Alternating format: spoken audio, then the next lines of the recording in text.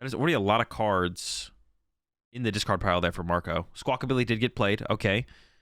There is a Noivern in the discard pile, a Mew, Kyurem. The threat of Kyurem is already looming. And I can't tell what's behind the Kyurem. I think it's a Dragapult, but I actually can't tell. But that's a good lineup already to have in your discard pile here as Marco. What?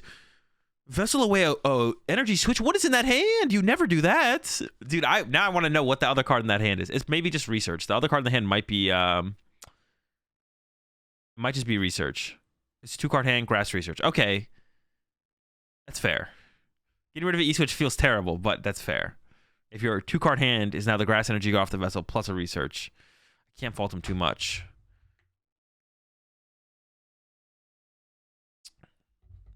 Juan taking account of the options and ask Marco if he can set him sideways to just like keep him visible just to make sure what's in there.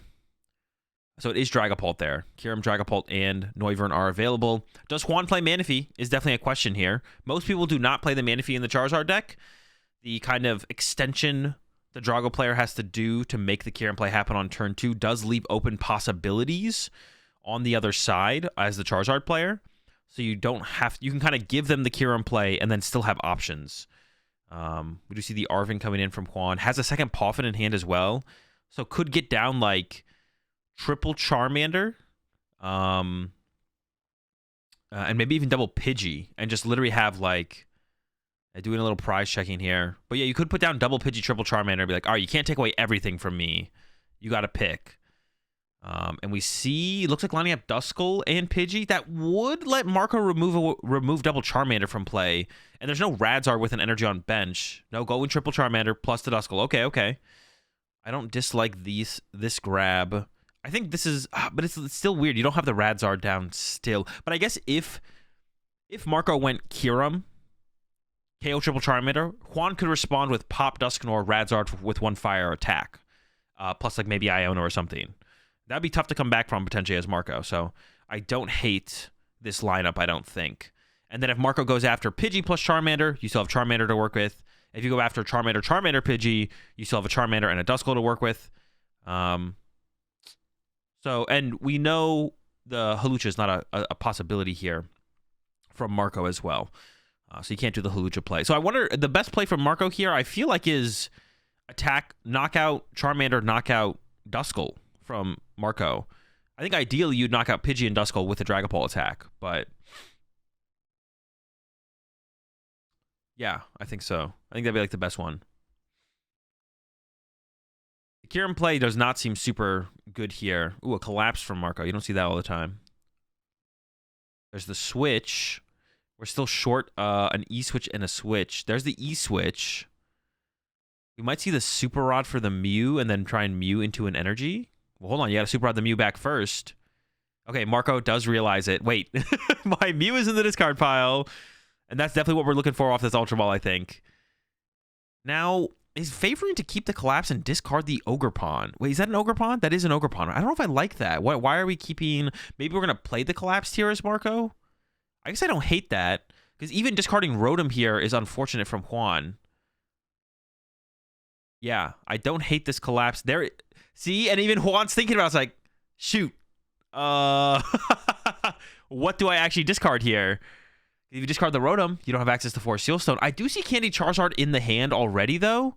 Duskull's going to go, but that opens up lines for Marco now. Now Marco could Kyurem, KO triple Charmander, and there's no threat. And now there's actually no threat. Just going to go for the Dragon Ball attack and get 2, though. Okay. Yeah, if you did go Kyurem, KO triple Charmander, Juan can't attack with Radzar next turn. And it would have been a free turn for Marco to reset up. Get 3 prize cards, but it is a big investment. This play is probably the better of the 2 plays, to be honest. Just get rid of the Pidgey. Quick Search is pretty good. Get 2 prize cards. We're ahead on the prize exchange, and then see what Juan can do from there. But as soon as the Duskull did get discarded, that was available. But now all Marco needs is like Gus KO Rotom, and then Ogerpon KO. Ogerpon KO the Charizard here. So... Marco's still in a pretty good spot. I do see a counter catcher in their hand from Juan here, though, so it is going to probably be counter catcher KO that Ogerpon off the bench. And then Marco's going to have to find a way to get these last 4 prize. Honestly, if double Charizard happens here, Can Juan put together double Charizard? I see Forest. Double Charizard would be pretty good here from Juan. He's eyeing an Iono, which I assume has to be found with the Forest Seal Stone. Yeah. So it is going to be Forest Seal Stone for that Iono. Yeah, if we can find Candy Charizard here, it's going to be tough for Marco to get the last 2 prize cards. Like, the Rotom is easy too, but getting the 2 prize cards after that is tough. We see Vacuum coming in.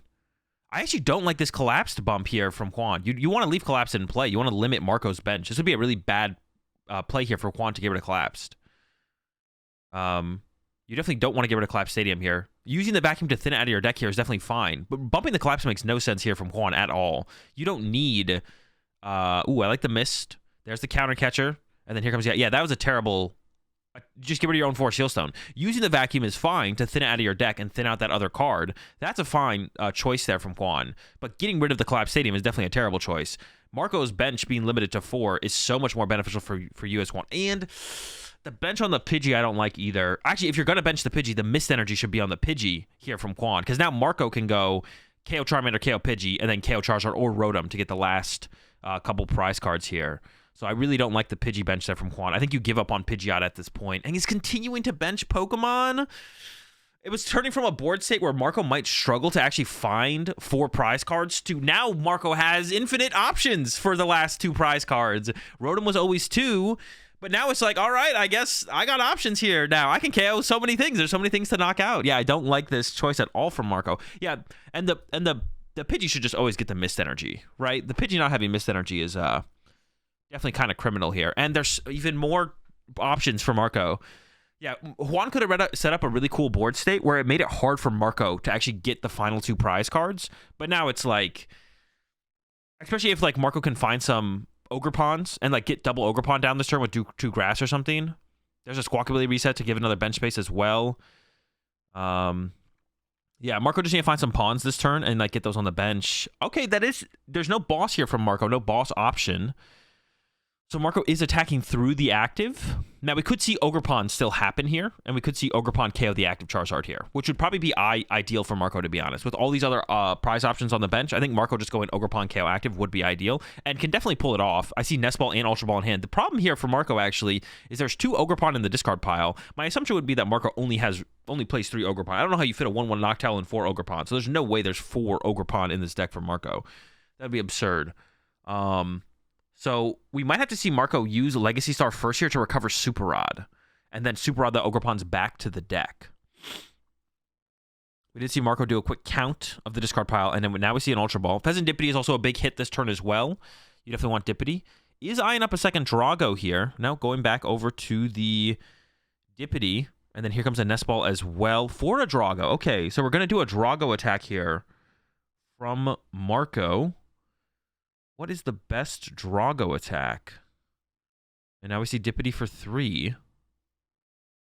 You could do a Kyurem attack. An Ogerpon in the hand is good. No energy, though. Oh, but I think I see the superior. A Kyurem attack would be interesting. Actually, if we got E-Switch there, or if we draw into an E-Switch as Marco here, we can still get the Ogerpon knockout. There's triple grass to the hand. I think that was a Turo discard. So it doesn't play the Penny, but does play the Turo. I doubt plays Penny and Turo. But Scoop Up Cyclone plus Turo. Play towards that Noivern board state. There's a Drago. There's an attach to a Drago. We're going to retreat. What is the attack choice here from Marco? Has a lot of options. All right, it's going to be a Kyurem play, I assume. Yeah, it's going to go with the Kyurem. It's a big investment. Legacy Star is still around. And it's going to go with the 110 on the active. And goodbye to all the energy. Okay, still has Legacy Star, but that was a pretty big investment here on Marco's side. Does go down to 2 prize cards remaining. A lot of 2 prize Pokemon in play to be able to close it out on. I definitely don't think that is what you want to do here as Marco. I think the Ogerpon, going for the Ogerpon attack, it would have cost the Legacy Star to go for the Ogerpon attack. So if you could have got to the Ogerpon attack without the Legacy Star from Marco, I think that would have been ideal. But having to use the Legacy Star, I can understand maybe it not being the best play, actually. Going for the Kyurem play is still like, okay. You still have Legacy Star to fall back on for your last 2 prize cards, so... Now over to Juan's board state, and this was like the problem with Juan's play last turn. You gave Marco so many options by benching all those Pokemon. Imagine if Juan didn't bench a single Pokemon, and Juan's board was Rotom, Charmeleon, Charizard. Like, Marco was like, all right, now I'm kind of limited. Now I'm kind of limited here. For what I can attack with Kyurem, but now what am I going to hit with Kyurem? It's like way less options to choose from, right? And way more potential for Juan's like Turo to like be a huge disaster for Marco. But now Marco is like got a pretty straightforward line. It's like, all right, if I go Legacy Star Boss, I win, right? Probably like use KO at 2 prize off the bench with Tina, or Dragapult KOs Rotom. Ogerpon can KO the active Charizard still if we don't get that out of play. Like, so many options for Marco to close this one out now. I will see. On Juan's side here, though, I'm not even sure. You want to play Iono. It does have Luminion, so Iono is available. Or like a Roxanne would even be good. Roxanne would be fine if Juan plays the Roxanne.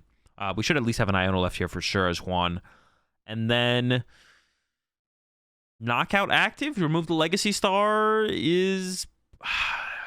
There's so much draw power on Marco's side. You got the Hoot Hoot, the Mew, the Noctowl, or the Pheasantipity, and the active is the Legacy Star. I almost lean towards Pheasantipity being the biggest thing to knock out here. It depends how many Drago are in the discard pile. If there's 0 Drago in the discard pile, I almost like the random cards from Pheasantipity, the way it like supplements and like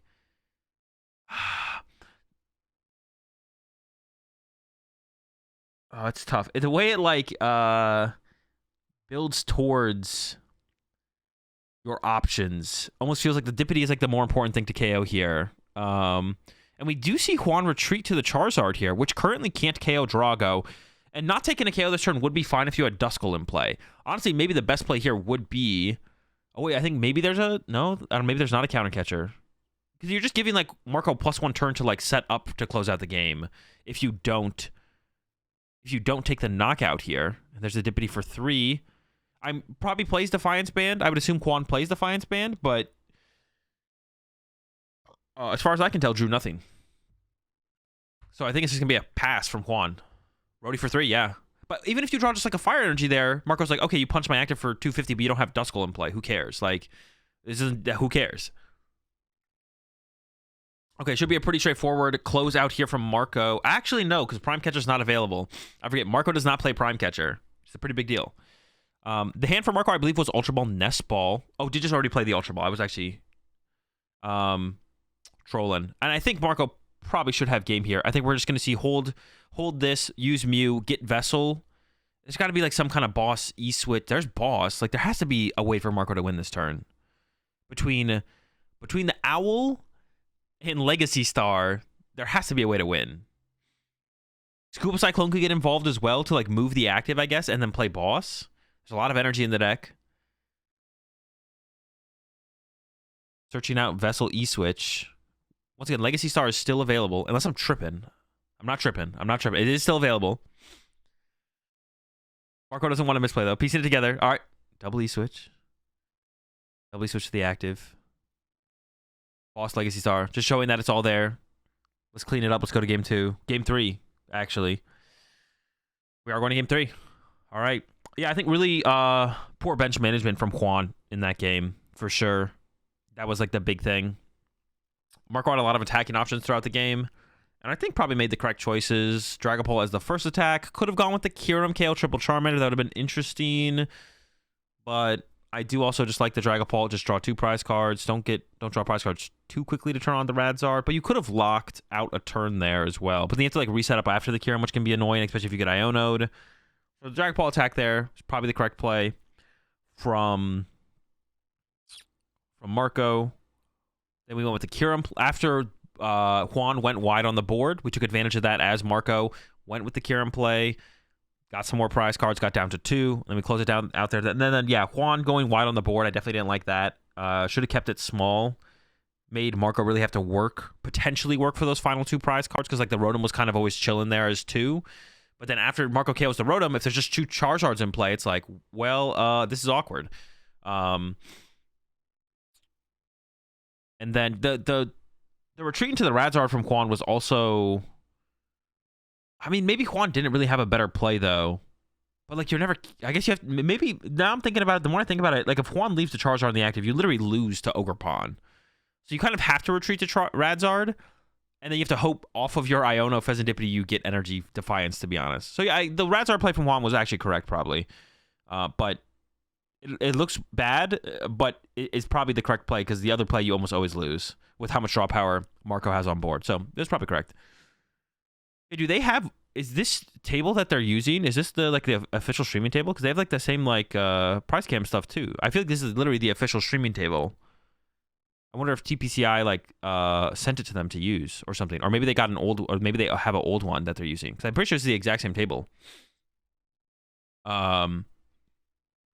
I wonder if TPCI sent them an older one, or they sent them the one. I'm curious. But it is nice to have like the price cams and everything set up.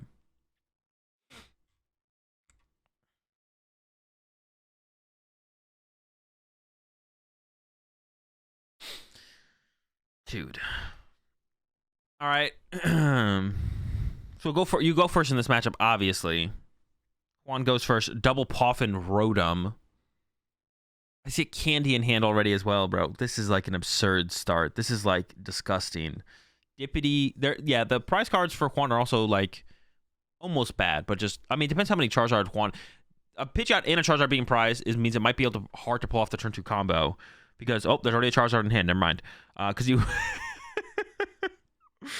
might not draw into the evolutions.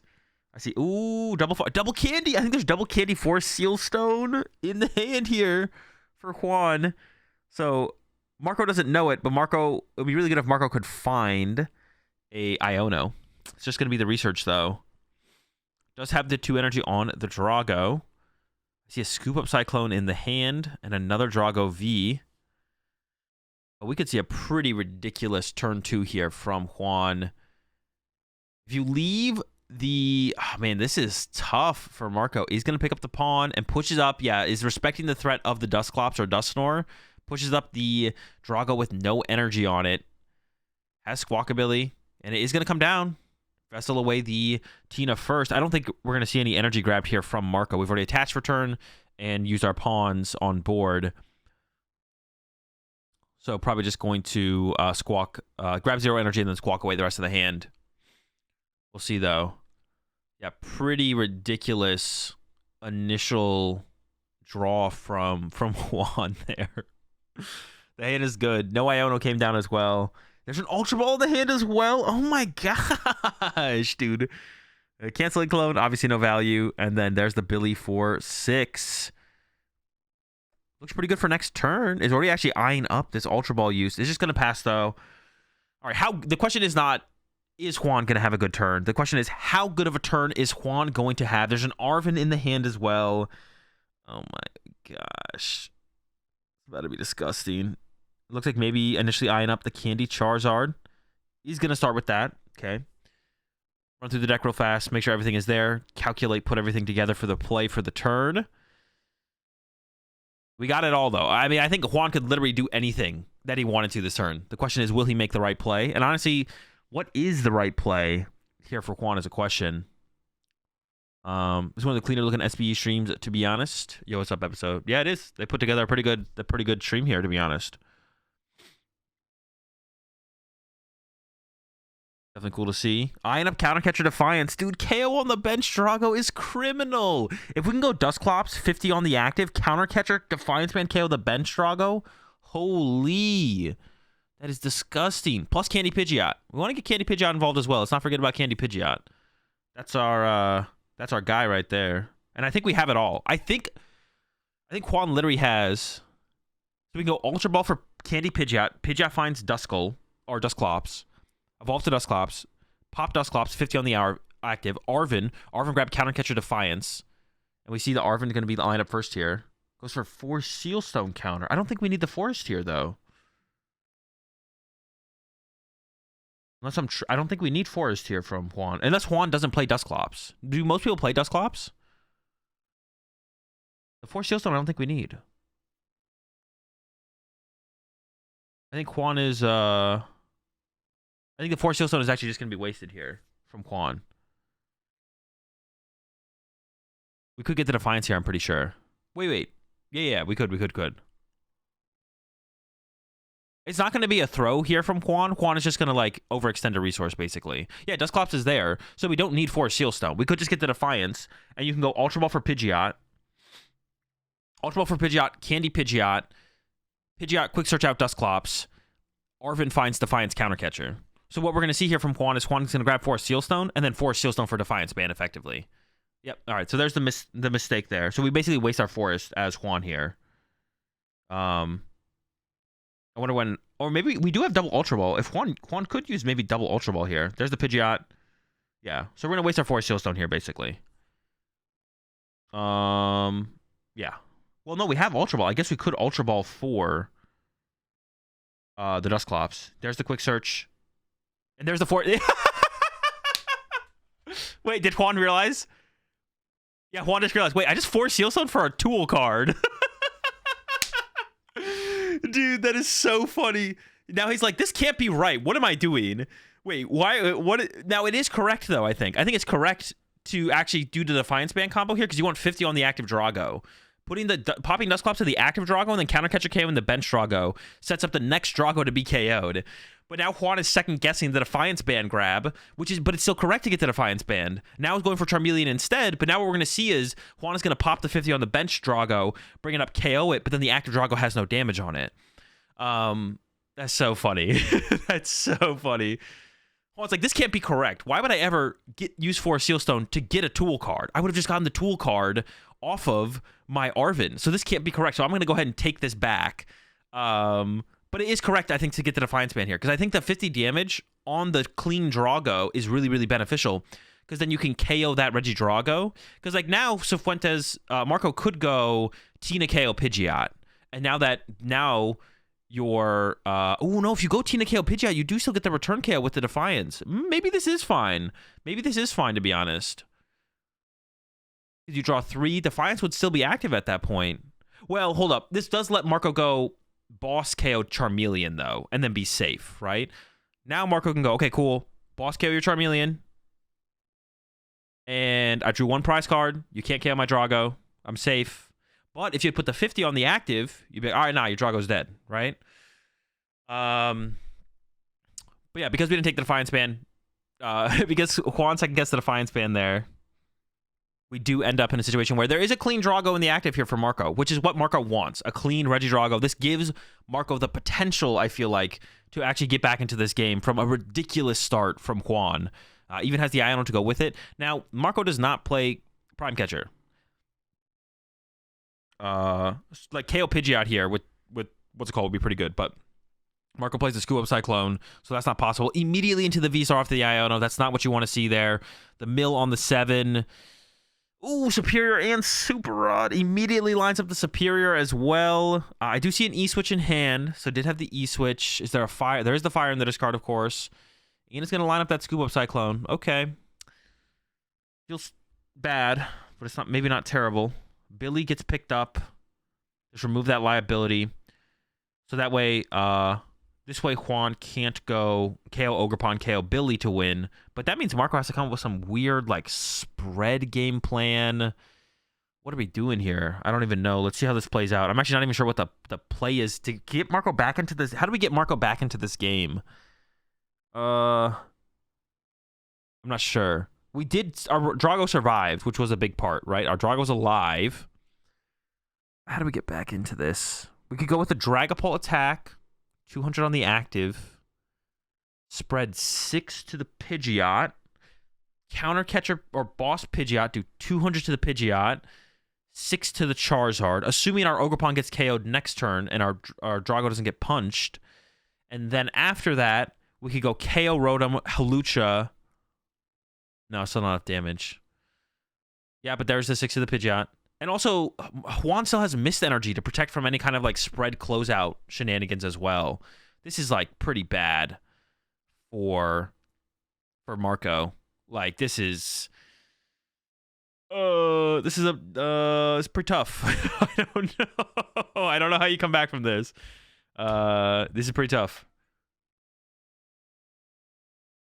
It's hard to beat that turn 2 from Juan there. That's a tough one to overcome for sure. I would assume here the best play from Juan is just boss KO the Ogre Pawn.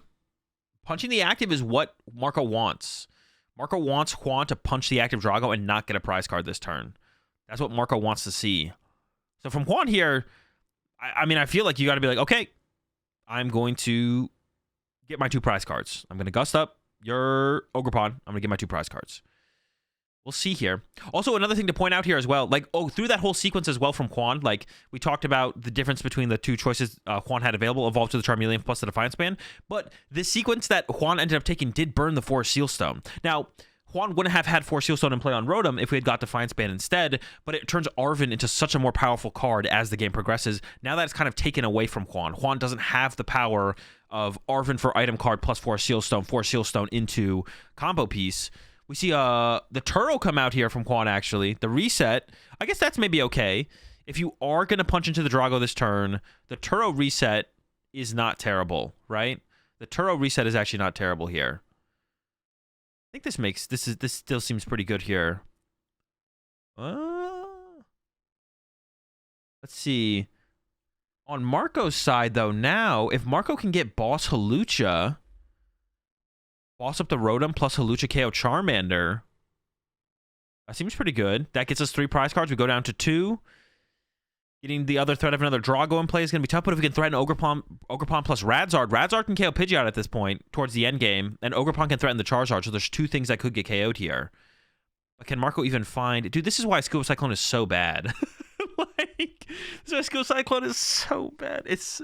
Imagine if Marco had a Prime Catcher in hand off of the Legacy Star. We'd be cooking. We'd be chilling. I feel like we'd be chilling. But now we're like, can we get a boss, please? There's an Enhanced Hammer. That's not going to cut it. Oh, now it's like, yikes. Whoa, hold on. We got one more draw. One more draw. Maybe we have a Mew draw as well. Cyclone is sick. Yeah, if you want to lose. Dude, I just can't fathom not playing Prime Catcher and Drago. I can't fathom it. I don't get it. Just boss the pawn?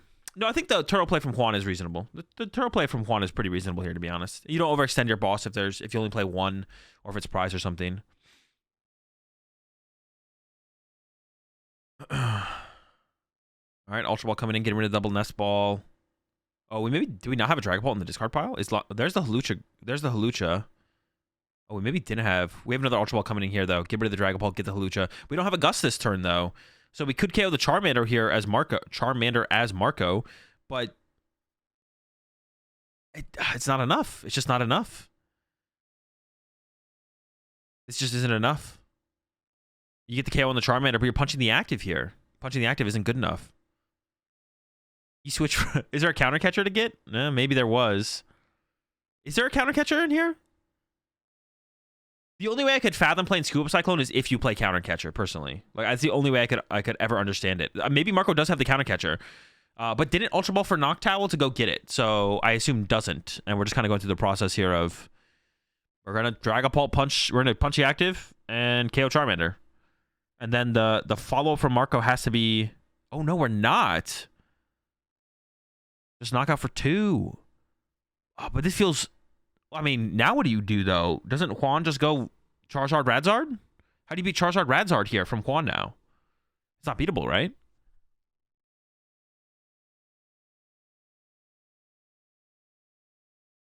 Unless you're hoping that Charizard does not hit the field again here. Unless you're hoping... As Marco here, maybe your hope is you can't get Candy Charizard. I guess that is a play. And that might be the way to it could be the way to approach this, I guess. You could be like, well, this is all I got. I don't think that's a terrible line or terrible hope. Wait a second. Am I tripping, or does Juan not have a knockout here? Did Juan just troll? No, there's a candy in hand. Oh my gosh. I was like, hold on, what is going on? All right, we can bench Radzard here as well from Juan. Yeah, like how do you not have Candy Zard here? Like how does Juan never not have Candy Zard here? But maybe this is the only out for Marco, to be honest, is to hope there's no Candy Zard. I could see that being true, to be honest. I'd load up second on Radzard here, I think. I'd maybe even attack with Radzard. Is there a reason to not attack with Radzard here as Juan? Attack with Radzard. The only thing that can KO Radzard. Well, no, I guess you don't want to give Marco a good Radzard target. But you have Quick Search, so it doesn't really matter. Quick Search always becomes boss. If Pidgeot doesn't die, you always win. But it seems fine. That way, the Radzard, there's no Radzard target here for Marco. You leave Charizard in the active. Radzard can't KO Charizard. So if Marco wants to use Radzard, then you have to Gust. If you Gust, you don't Iono. Game's over. But even if you Iono, the game's over. Yeah, the game's just over no matter what here, I think. I don't think there's actually a win con here for Marco. Briar wins game for Marco. That is true. I wonder how often that comes up in this matchup to have access to Briar. I wonder if that makes it worth including for your pawn closer in this matchup. Seems decent, to be honest. It does seem decent. Seems decent. Yeah, I don't know.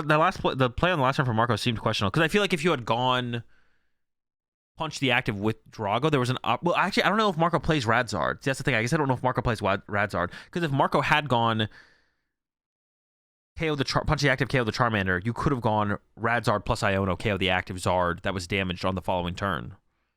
You could have done that as Marco. But now you can't do that, obviously. There's Mew for 1, has Boss and Iono in hand. There's Collapse. I don't think that leads anywhere, though.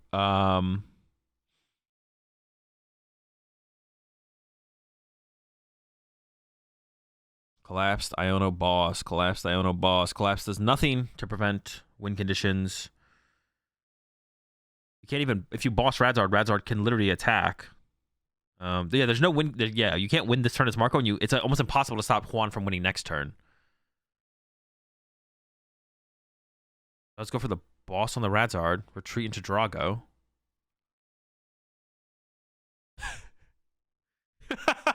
Okay, Marco found it out. The covert flight. There's the attach retreat knockout. Yeah, I think Marco knew he was toast there. He was like, all right, what is like the 1 in a million win condition? The covert flight. Did find the out, I think. You have to like covert flight twice and then Boss Rotom and then KO Rotom and the Radzard or something. Yeah, not an actual win condition, but yeah.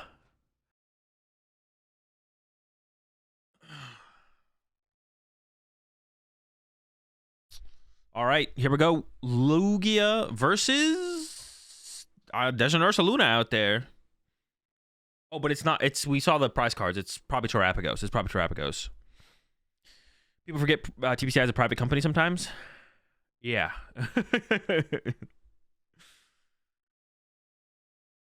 What if we said things about Yurko? I mean, it depends how you say it. It depends what you say and how you say it. Like, yeah, it depends what you say and how you say it. Like I don't know how to pronounce her name, but is it Ihana? That situation is a little bit different, I feel like, because they just had they just made a statement on a situation that happened, and then they seemingly received a suspension just for like making a statement on Twitter about what happened at a tournament. If there was some other reason that they received a suspension, then I might have a different take, but I know the full story for sure. But we also know that TPCI isn't going to be very transparent, so.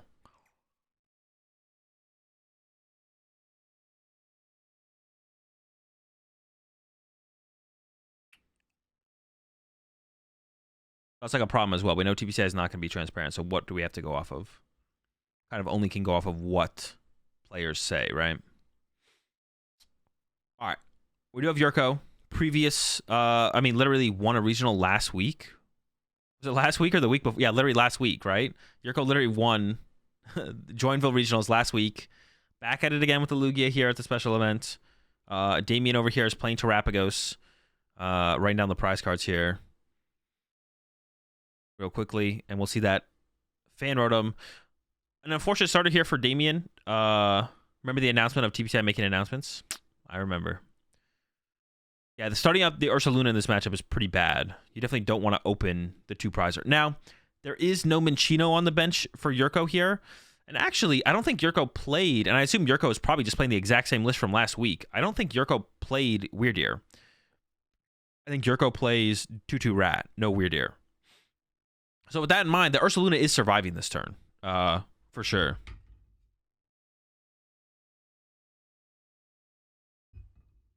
Yurko did go first. I didn't see what was grabbed off the Great Ball, but we have the Aroma here, and you can imagine that Yurko probably wants a head here off the Aroma to get a Chops, and I could not tell if that was a heads or a tails on that die roll at all.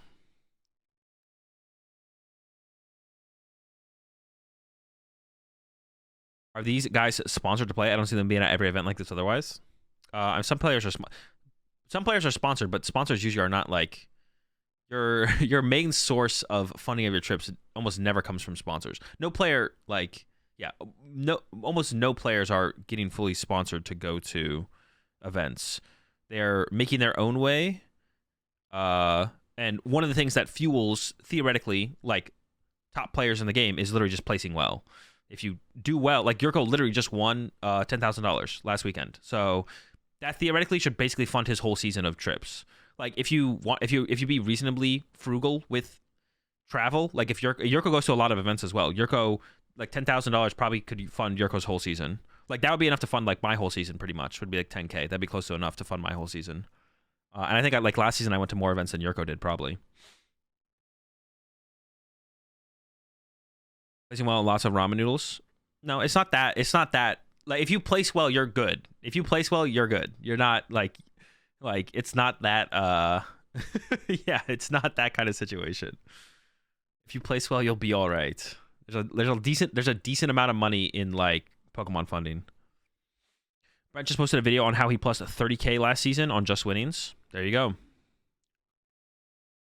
I'm funded for the rest of my poke career. Yes, Jesse's already locked in. Jesse made it work.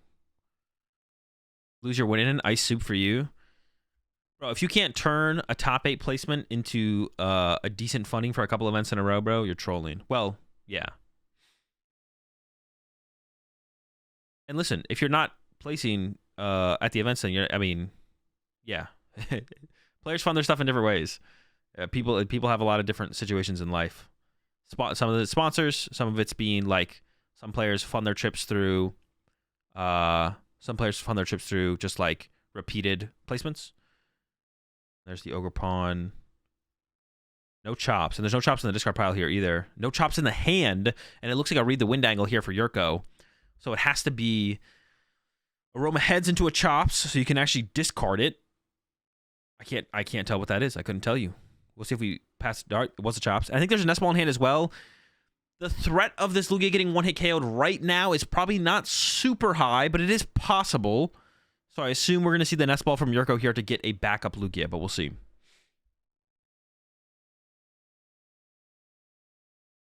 Yep, there's the nest ball. And like I said, probably be second Lugia. Maybe Yurko makes the call. You're not going to get this KO and goes to get a Minchino. I don't hate that, to be honest, but is going with the second Lugia here. Respects the threat of the Terapagos one hit. There we go. There's only one Hoot Hoot on the bench, so like Damien's potential for a pop-off next turn isn't ridiculously high, but my experience with the Terapagos deck is lacking, so I don't really have a good understanding of its like explosive potential. But Yurko's respecting it. And then we should just see the read the wind here. Goodbye chops.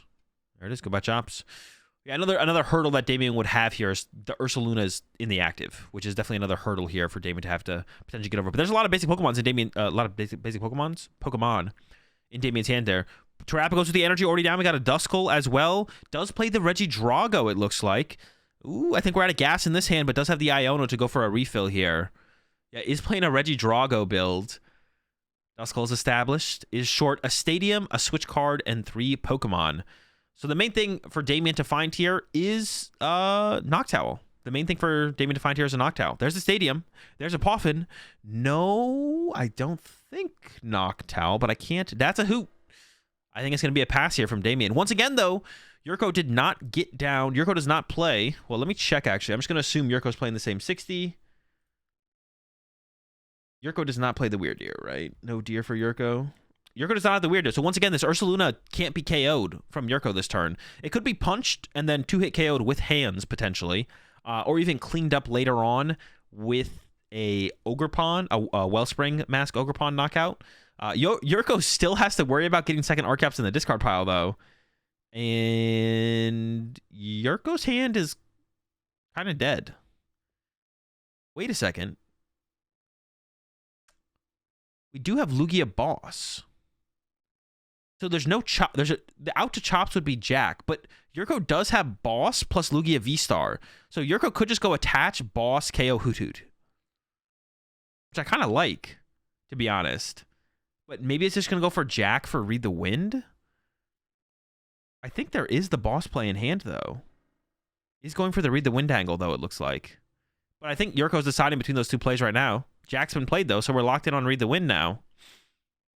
I can't say I like it, or can't say I love it. I kind of like the prize chase there. Actually, I think Yurko has a research in hand, so Yurko could go... Oh, I was going to say evolve to double Lugia V-Star pass, and then go research. Oh, wait, maybe it's Jack plus Punch active, though, actually. You could do that still and set up for the 2-hit on the Ursaluna. So you could go Jack for the chops, then go evolve active, attach active, attack. But then I feel like, why did we get 2 Archeops when there's 1 in the discard pile? Why wouldn't we get the second Lugia V-Star? Wait, why don't we always get the second Lugia V-Star here as Yurko? Why would we ever get 2 Archeops? There's already 1 in the discard pile. Do we not want to evolve our Lugia Vs to V-Stars? Lugia V dies to Terrapagos. V-Star does not. That definitely seems like a mistake here from Yurko. I guess you wouldn't if you are going for the Read the Wind here. But with the research in hand, I feel like you don't have to go for the Read the Wind. I feel like we could have evolved our active and punched the active to set up for that 2-hit on the Ursaluna. Now, you could eventually 1-hit KO the Ursaluna with a Chinchino, but we're not even mentioning a Minchino this turn still. And the threat of Dusknor KO your rat is available anyways on Damien's side. Yeah, I don't like this sequence here from Yurko. I feel like we should have got... Is there not a research in hand? That is a research, right? I'm not trolling. God, I hate full art supporters. You literally just can't tell. Well, now we have a research. I think there was a research in there. There was a research in the hand. I don't know. That's an interesting choice there from Yurko. I feel like protecting... Yeah, getting double V-Star, evolve active, get 1 V-Star, 1 chops... What other supporter option are you looking for? You have a research and a boss in your hand for next turn. I guess the only thing you're looking for is Minchinos at that point, so to be able to hold the hand plus Minchino. But now we're giving up a Lugia V-Star for 2 prize cards to Damien. This is literally what Damien wants. Why are we giving Damien what he wants here? Why would we give Damien what they want? Like, this doesn't make any sense. Why not go Jack for V-Star chops, evolve both Lugia Vs to V-Stars, attach active, punch active, and then next turn we have research, get rid of chops, summoning star. Now we didn't attack. The Ursaluna is still far away from being KO'd. And Damien is not going to get a 1-hit on our active with the Terrapagos, which was like pretty likely. Like going into this next turn as Yurko, you're like, if I'm not evolving my active, it's dead, right? We're not going to be like, I'm not going to evolve my active and it's going to survive. Guaranteed. We know it's dead. We know it's dead going into this turn. And we actually just drew into the switch from Damien as well. So full punish coming through here. Doesn't even need to evolve this to an owl, but you may as well get Candy Pidgeot, right? Why not get the Candy Pidgeot online here from Damien? May as well. Now, honestly, at this point, I wouldn't even say that Damien is favored because my experience with this matchup is basically none. So I could still see this being tough here. Ooh, we have... is eyeing up Prime Vitality... But I feel like we want to KO the active before it can evolve. Do we care about Iron Hands that much? The Vitality is pretty sick here for the KO on the Iron Hands, but now the Lugia V gets to evolve?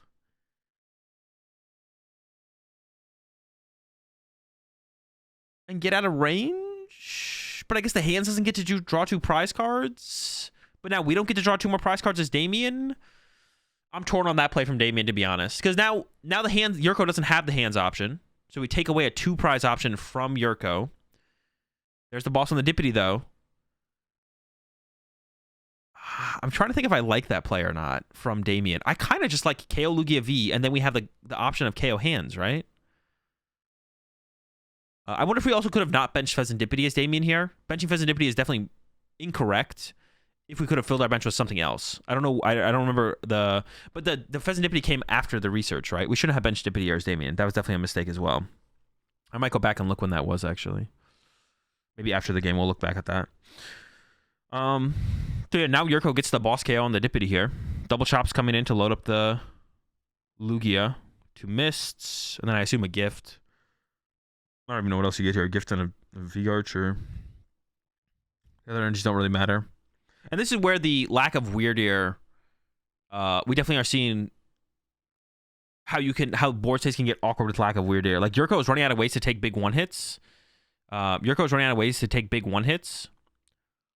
And Damien can trap the rats from ever coming into play because of the double Duskulls on the bench now. The rats are just never hitting the board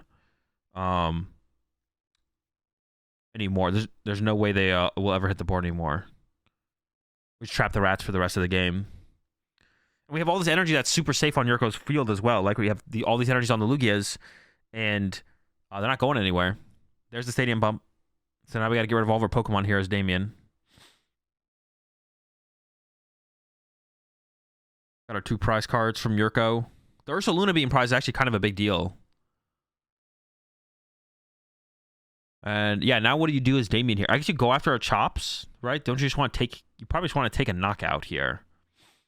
You can't counter catcher. And we just played our prime catcher as well. Losing our prime catcher makes us lose so many options, man. We also didn't get Pidgeot established last turn either as Damien, which was weird.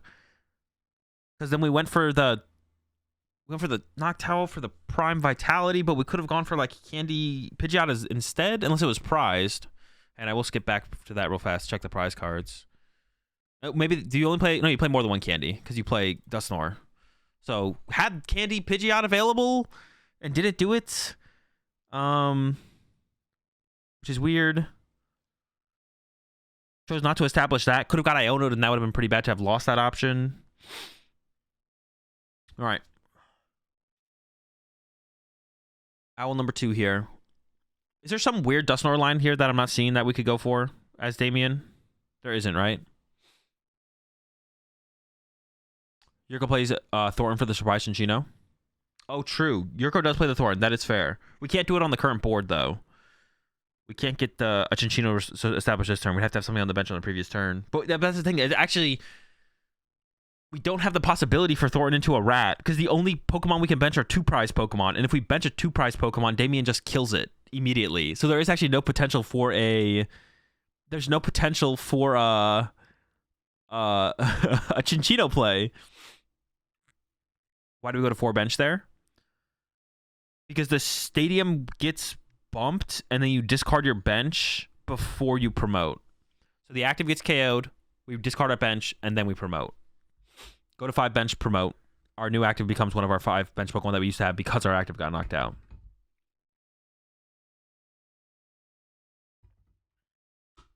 But yeah, there's no like Briar play this turn, right? Like I was trying to come up with like some kind of weird Briar play. But we did discard a Duskull, so we only have 1 Dusknoir, so that's not possible. We see bosses getting searched out here from the Noctowl. Dude, if we do not Candy Pidgeot this turn, I'm going to reach through the screen and put it into play for Damien. There's no reason to not get Pidgeot set up here, right? The fact that it wasn't set up last turn was already pretty criminal, I feel like.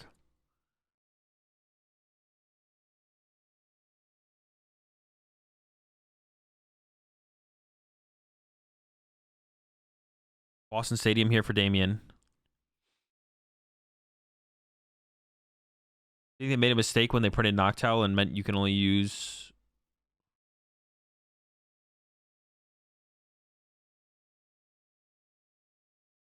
I don't see any reason to say that you can use this ability once per turn. You can't use it once per turn. You can only use it when you put it into play. Maybe he's afraid of Raikou Boss from Yurko.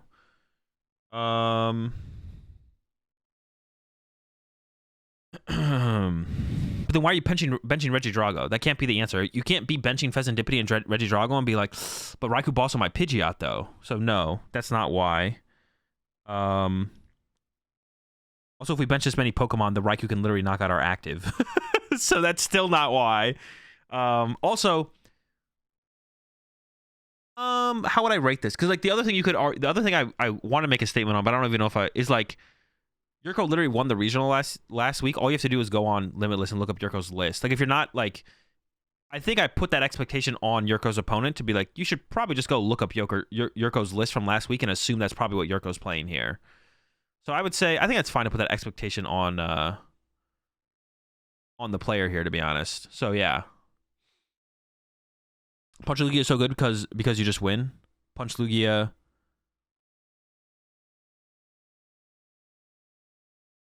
Yeah, your punching Lugia there was pretty good, right? You just set up for the Briar play. Bench Duskull set up for Briar. Yeah, you're right. Punching Lugia was probably the correct play there from Damien, because you can just set up for a Briar win on the next turn. Or eventually, right? If Yurko doesn't take a one-hit KO this turn... Let's see. Yeah, if you just bench Duskulls and punch the active Lugia, you should be able to just win with Briar Dusknoirs on the following turn. Get Pidgeot established, go from there. Yeah, I think I put it on the... I think I put it on the opponent there. I was like, Damien should just know Yurko's 60. Like, you just go... Yurko literally won Joinville last week. Go to Limitless, look up to 60. If you're not going to do that, you're misplaying. Like, that's a misplay. Like, I think it's not... And that's not even, like, one of those things that's, like... there's not even that much nuance to, like, doing that. Like... I think I put that on Yurko's opponent for sure. You should know Yurko's 60 at this point. Regidrago might be the worst possible thing you can do. Yeah, mentioning Regidrago was really, really bad here from Damien. Because now, Yurko could go like bench double Minccino, boss Drago, KO Drago. And then Damien would need like a ridiculous amount of cards to win the game next turn. You could just bench one Minccino even still, right? Now, the question is, does Yurko have the boss? And if Yurko doesn't have boss KO Drago here, then I feel like Damien is still in a pretty good spot, because you could just punch the active Lugia with your Terapagos on the next turn. But we are losing another stadium this turn. Yurko at the very least is going to bump your stadium if Yurko doesn't get a knockout. Why is there a Drago? Yeah, the Drago bench was really bad. The Pheasantipity bench was really bad. The Not Rare Candy into Pidgeot was really bad. And now the bench on the Drago is really, really bad. And I feel like it's the only chance that Yurko had to actually win this game. There's an extra energy loaded up there on that Lugia from Yurko. I wonder if Yurko does now maybe play... Maybe just trying to thin out the deck as much as possible here, though. I feel like we're going for an Iono here from Yurko. No, it is a boss. Does have the boss. Okay. So just thinning out the deck as much as possible. Maybe wants to create the idea. Now, okay, Yurko actually could play Weird Ear. Oh, Yurko's playing for the Wellspring win. Yurko's playing for the Wellspring win here. Yurko does have the Wellspring to win next turn. But Damien can literally win this turn with Dusknoir Briar, right? You play Briar, Dusknoir punch the active, win, right?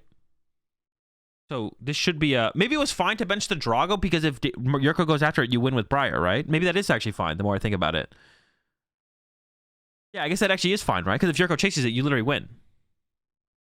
As long as Damien has the play, which I'm assuming Damien does. Actually, I'm kind of fine with that, the more I think about it. And top deck Featherball, so we have Candy Pidgeot, which is +1 combo piece. Maybe? Did he bait him? No, because if you don't KO it, you probably lose anyways. So I think... I wouldn't call it a bait. I think Yurko has to take... I think... Damien benches Drago, and Damien's like, I win if you don't KO my Drago. Or if you don't take a 2-prize knockout this turn. And Yurko's like, well, I have to take a 2-prize knockout this turn, so I have to KO your Drago. And Damien's like, well, because you KO my Drago, I now win the game. But I was going to win the game if you didn't, so I always win. So it's not a bait, it's just both players making the correct play. Is the Legacy gone? I believe the Legacy energy is actually in Yurko's hand. I think Yurko was playing for the Water Mask win here on the next turn, though. The Water Pond win on the next turn. I believe Yurko's playing for Water Pond win. Oh, wait. Damien also has access to Ursaluna. Wait, if the game is not over here, I'm confused. Damien has Ursaluna active right now. How do we not have a Briar combo?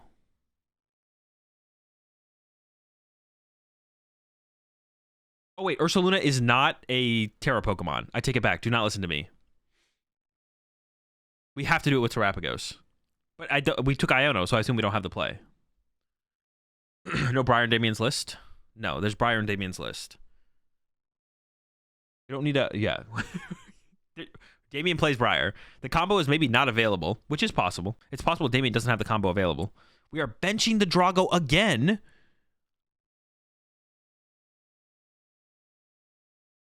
Dude, what is Damien doing? If Damien has Iono Punch here, that's fine. If Damien has Iono Punch, that is like okay. Like Iono Punch the active, next turn Briar KO the active. That would be fine. But why would we bench... If we bench Drago, we're given... Is Briar in the discard pile, maybe? But even then, we could just go punch active, Dusknoir active, boss KO. We could punch the active, and then Dusknoir the active next turn, and then boss KO Archeops winner with our last 3 prize cards as Damien here. Just absorb a hit for a turn. But now we bench Draco, so we lose to Lumineon or Boss. We lose to Boss or Ultra Ball for Lumineon Boss. Or just having Boss. And Yurko did count. There is one boss left. But if we don't bench Drago, Yurko can't win next turn. Except with, no, it would have to be boss Water Pawn, which is way harder than boss Drago with a Pokemon already set up that can already win the game. There's the Ultra Ball. Here comes the Luminian, and here comes the boss. Yeah, I'm curious if Damien discarded Briar earlier in the game. It's like really stressing this Drago. Maybe the Briar was discarded earlier in the game. I kind of want to go back and look. I'm actually very curious about that. What was the other thing I said I wanted to look at as well? I'm pretty curious if Briar ended up getting discarded, because the way this game was played, the lack of Pidgeot being set up is criminal. Like, the fact that we didn't set up Pidgeot turn 2 and then not just KO the active, we went for the hands KO instead is just like crazy. Oh, there's a Briar in the hand. Did it get discarded? The Briar's in Damien's hand here. Maybe it did get discarded on this next turn. The question at that point is, did it need to get discarded, or did Damien misplay by discarding it? So we did bench the Pheasantipity before the research. Oh, it did get discarded. Briar did get discarded here. Okay, fair. Briar was in the discard pile, but this Pheasantipity should have never been benched. And even with Briar in the discard pile, you just don't ever bench the Drago. You just give up on the Briar play. You just don't go for the Briar play as Damien, and you just don't bench these two. Like, literally, all Yurko did was, oh, you bench 2-Prizer, knockout. Oh, you bench 2-Prizer, knockout. Oh, you bench 2-Prizer, knockout. Damien never should have benched the Fez, never should have benched the Drago, and then Yurko has no plays. Yurko has no options if you do not bench these 2-Prize Pokemon. Except for Ursaluna eventually. Yurko eventually has Ursaluna KO Terrapagos. That's the eventual play that Yurko gains access to.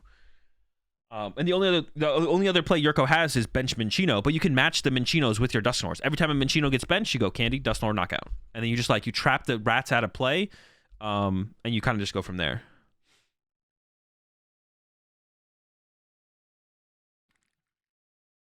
Not even sure why the Drago Tech in this build. I mean, Leggy Star is a really good ability. 2 of any card, you use the Drago to win the game. Like, if I told you you could play a Pokemon deck and you could play a card that got you any 2 cards you want from your discard pile on your last turn of the game, you'd be like, yeah, that sounds pretty good. I'm not saying Drago is worth it, but like that's the upside. That is like the reason you play it. You use it to you just use it for the V-Star to literally win the game. You can use it before the last turn of the game as well, but like that's the point. The point is like, oh, you Ionin me to 1, I'll Fez for 3, I'll Legacy Star, I'll win the game. Like, just play Arceus. Well, Arceus can only get things from the deck, so you don't get to reuse stuff. But it also, yeah, you don't get to reuse stuff. That's like the thing. Using Prime Catcher twice, pretty good. Dude, the Ursaluna start again? Dude. Criminal. And start... Wait, they both open the exact same Pokemon. Damien opened Ursaluna again, and Yurko opened Hands again. But opening Hands is way better than opening Ursaluna. Opening Hands is like fine. It's like one of the attackers you want to use. Get 2 prize cards. Actually, maybe not this early, though, because I feel like Water Pawn is actually really, really good in this matchup, actually. Yeah, opening Hands here is actually not great. But if your opponent is going to waste their turn going Prime Catcher Vitality Band, KO it, you're probably okay with that. But Water Pawn does numbers in this matchup, I feel like. KOing like double Hoot Hoot or chasing Pidgey, Duskull, stuff like that. Getting a 2 prize knockout on any of those like valuable options. A pretty big deal. So Damien here, pretty good start.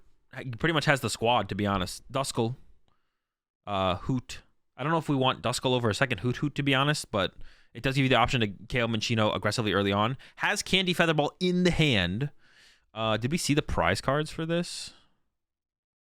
All right, hang on, I'm just going to go back real fast, see if we saw the prize cards. All right, the answer is no.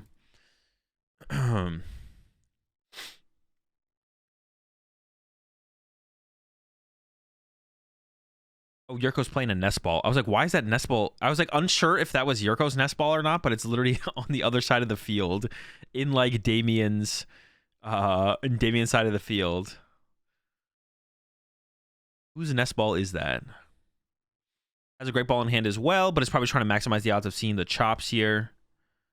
Doing the prize checking, counting the energy. They didn't show us the prize cards yet, so we don't really... Okay, here we go. 2 Terrapagos and a Hoot. 1 Rat, 2 Jets, and a Boss for Yurko. The 2 Terrapagos don't some lists only play 2 Terrapagos?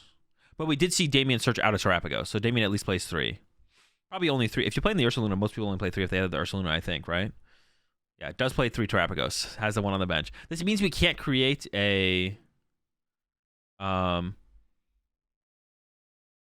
This means we can't create a double Terrapagos board state. So if Yurko knocks out a Terrapagos with something that's not Lugia, then we do lose our 8 bench as Damien here. So if like a Chinchino knocks out a Terrapagos, then our bench gets discarded. If Lugia attacks, it's always bumping the stadium, so it doesn't really matter. But that does mean that is like not something that Damien can sustain. Is like sustain the 8 bench under like a Chinchino knockout, which could come up. Probably won't be like a huge deal, but could be a factor. The game 1 also took a long time as well, to be honest. So time could definitely be a factor. I think game 2 will finish here. I think 21 minutes plus 3 should be enough to finish this match. But game 3 probably will not finish, to be honest, would be my guess. I don't think we're going to have enough time for game 3 here. Unless it's a quick game 2. All right. Great ball here. We're looking for second chops because we do have chops research in hand. Not chopping it up with that one. Lugia, V-Star, and Chinchino, I think, are in there. But probably want to save those for later. So I think we're just going to see Yurko send that all back to the deck. I believe does have, what, missed double boss or double missed boss research. Honestly, losing that boss could be will be pretty big. There's a boss prized as well for Yurko. And only does play, I'm assuming, once again, that Yurko is playing the exact same 60. Yurko only plays 3 boss. But does have, like, the water pond for a little bit more bench access. And where does the mist go? Or do you discard it and hope for a jet? Is going to go ahead and settle for a mist on the active. And then there's the research. Losing that boss's order is a big card to lose here, especially with 1 prized. The draw didn't look like anything super impressive. Does have an Iono to reset the hand next turn. I don't see like Chops Ultra Ball. A lot of energy and a Mezagoza and the Lugia V-Star. You could play the Mezagoza right now and use it, but it'll probably get bumped next turn anyway. So I think you should probably hold on to the Mezagoza. You want to use the Mezagoza after you Iono anyways, because you don't have an Ultra Ball to combo with the Mezagoza. Not a huge fan of this. I guess you can get Minchino. That'd be like the only thing I could think of that's worth getting here. Oh, I guess there's an argument for second Lugia V as well. Okay, that's fair, that's fair. I just never think of Terrapagos actually getting the combo turn 2, but I guess they could. The deck can do it. The deck can do it. All right, so I really hope that we see Damien take advantage of the fact that Yurko does not have, and I think it was the tails there for Damien, anything in play currently that can KO a Terrapagos. So with that in mind, let's not put 2 prize Pokemon in play that can die to Lugia. Let's avoid Drago. Let's avoid Pheasantipity. Let's just be like, Yurko, this thing has 230 HP. Good luck. Let's see that play out here from Damien. That's what we want to see here. I would also like to see if Damien does play Manaphy, to put Manaphy in play. Now, I don't know if Damien actually plays the Manaphy or not. Here comes Owl number 1. We did have the Candy Pidgeot. Damien did establish that this game. I like to see that. That's good. Let's take a look. Let's take a look through this deck here. Is there a Manaphy is the big question I have, to be honest. Because the Water Pond would be like the scary threat on this next turn from Yurko.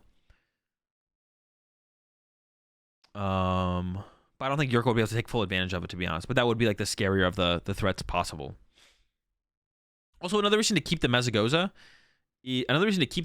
to be honest, is to have a stadium bump for an area 0 without having to attack with Lugia, to be honest. Has the aggressive switch to move the Ursaluna, which is great.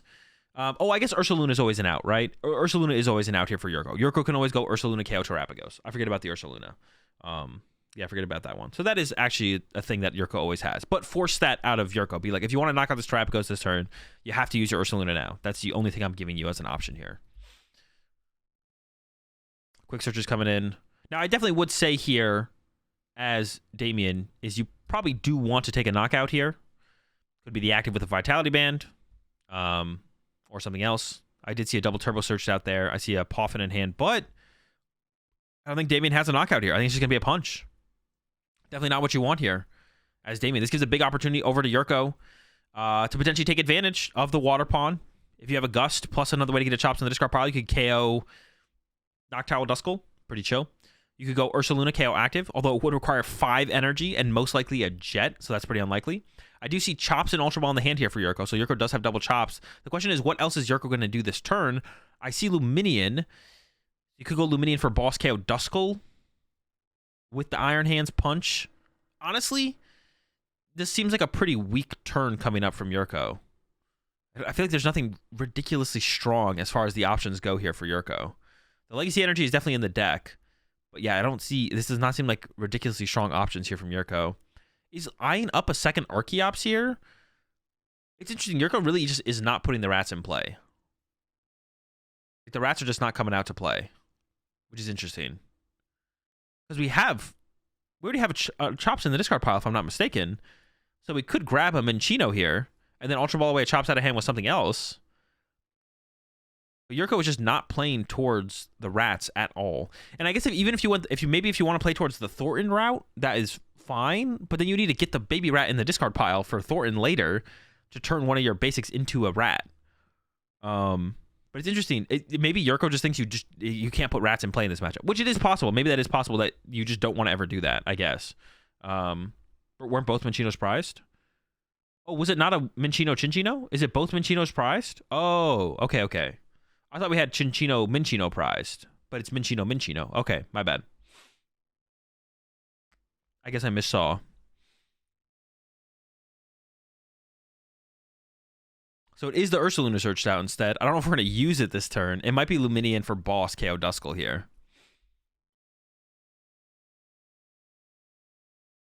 Then I don't hate the idea of getting a Chops instead there, and then Ultra Balling my 2 Chops to save an Ultra Ball here from Yurko. I honestly don't even hate the idea of not setting up the rat from Yurko either. Oh, we're going to go Thornton here. That's cute. That's a cute play.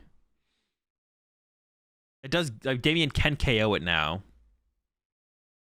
Because it is damaged. Otherwise, you'd struggle to KO the Ursaluna. The Thorn's cute, though. The Thorn is cute, I guess. All Damien has to do from here on out, though, I feel like, is avoid benching... I feel like Damien just has to avoid benching Pheasantipity and Drago for the rest of the game. And then Damien can probably just win. Alright, you gotta pick something, Yurko. Alright, sure.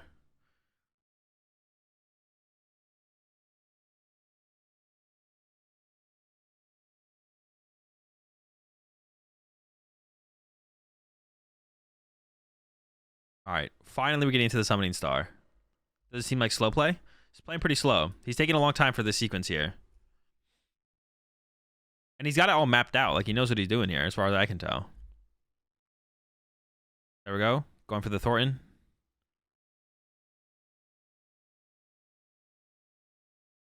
You said that, but that's what he needs to do game 1, and we saw what happened. Yeah, but that's like the cool thing about best 2 out of 3. That's the cool thing about best 2 out of 3 is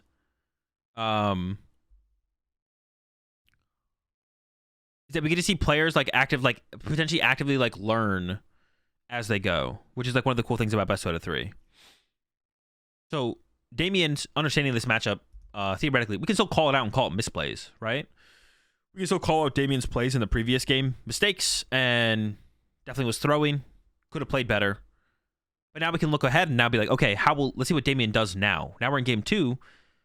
It would be hard to believe that Damien didn't learn something from that last match. But now we can see what did Damien learn and how is Damien going to adjust the game plan moving forward, right? All right, the bear is here, but there's two projects in play for here. So Damien could literally go Candy Dusknoir KO active, counter catcher up, Lugia V off the bench, Candy Dusknoir KO active, and then boss or prime KO Luminian win the game. So Damien, I mean Damien's in a pretty good spot, and actually Ursaluna will be online at that point as well. So in this situation from Damien, it would be okay to put Pheasantipity in play because you can be ahead on the prize exchange here as Damien. In this situation, it's fine if Damien puts Pheasantipity in play. I'm not 100% sure we should see that happen. Actually, in this situation, Damien prized double Terrapagos, so we need a Night Stretcher for there's no Terrapagos to grab here. I don't know if Damien realizes that. Damien definitely did some prize checking. I don't know how much prize checking Damien did. There might be a rude awakening here for Damien. I think there is. I think Damien is realizing, wait, I did prize 2 Terrapagos. So this nest ball probably should have got something else, for sure.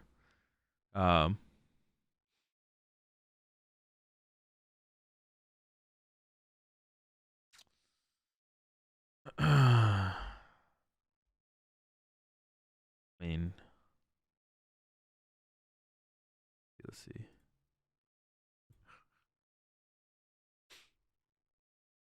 They got the rat. They got the rat, but it's a little bit late because Damien can win in 2 turns now. The rat doesn't even have time to make an appearance. So nothing off the nest ball from Damien. Now is going for an Ultra Ball. Yeah, honestly, the hand is not great here from Damien. Does have that counter catcher, so can go for that counter catcher play I was talking about. What are we Ultra Balling for? Giving up ball. Yeah, what are we grabbing off this Ultra? There's no, once again, there's no Terapagos to get. Is it just going to be get? Oh, it might be get Dusknoir, Candy Dusknoir, hope that we pull a Terapagos off the prize. But even then, well, no, then we create bench space for Pheasantipity. Okay. The nest ball was still really bad from Damien because now we're just down a Pokemon. Oh, we have Poffin to refill though a little bit, so it's not that bad. So we can Dippity first for 3 here. Try and draw the candy so that we don't have to quick search for the candy. Okay, pretty good sequence here so far from Damien. Did get a research, so now it has to be the quick search. Ooh. Oh, play the counter catcher first. Yeah. Counter catcher Lugia. Quick search for candy. Candy Dusknoir. Dusknoir knock out the Ursaluna, and then we hope. Honestly, we still need a lot here from Damien though. We hope we get a Terapagos, and honestly, I think there's a Stadium prize as well. So we hope we get Terapagos Stadium. Then we can fill the bench, but then we still need a double Turbo Energy off of the research coming up. Oh. It's a whiff. I like the sequence here from Damien, but it's looking rough. I do like the sequence overall, but sheesh, what do we do? Eyeing up the Iono, but you only get 4 if you Iono. We only get 4. I don't hate the research. It depends. I don't know what the recovery looks like for Damien's deck. You really want to get this knockout this turn before it evolves, though. Knocking out this Lugia V before it evolves is a big deal. And I actually think Yurko may be misplayed by not evolving this V to a V-Star last turn. And I'm pretty sure Yurko could have evolved the V to a V-Star last turn, if I'm not mistaken. I might be mistaken on that, though. No, because, yeah, we Ultra Balled for the Pheasantipity, right? But we could have Ultra Balled for another V-Star instead. I feel like Yurko maybe should have. I think Yurko could have maybe conserved an Ultra Ball and then actually got the V-Star instead. Oh, no. Damien Poffins for Hoot Hoot. I feel like this has to be bad. No, this is terrible. There's got to be like a way for Yurko to draw 3 prize cards in 1 turn. Am I missing something? Damien can't.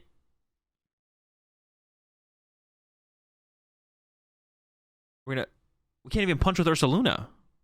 We can't. Oh, no, we can. We can punch with Ursaluna. Oh, I'm tripping. Yurko's drawn 3 prize cards because of the Dusknoir. I was like, we're stuck? No, it's not that bad. This is fine. All right. Now we're going over to Yurko. The Luminion. We could attack with Luminion here, I guess, as Yurko and get out of play. We did get the boss off the prize cards, so you could go boss Hoot Hoot and shuffle it back to the deck, and then boss Pheasantipity to win. Oh, geez, that's actually not even that bad of a sequence here from Yurko. And then Damien can win with Briar.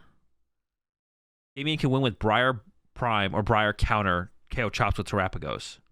But I think that's the only win condition here for Yurko, right? I don't see another win condition.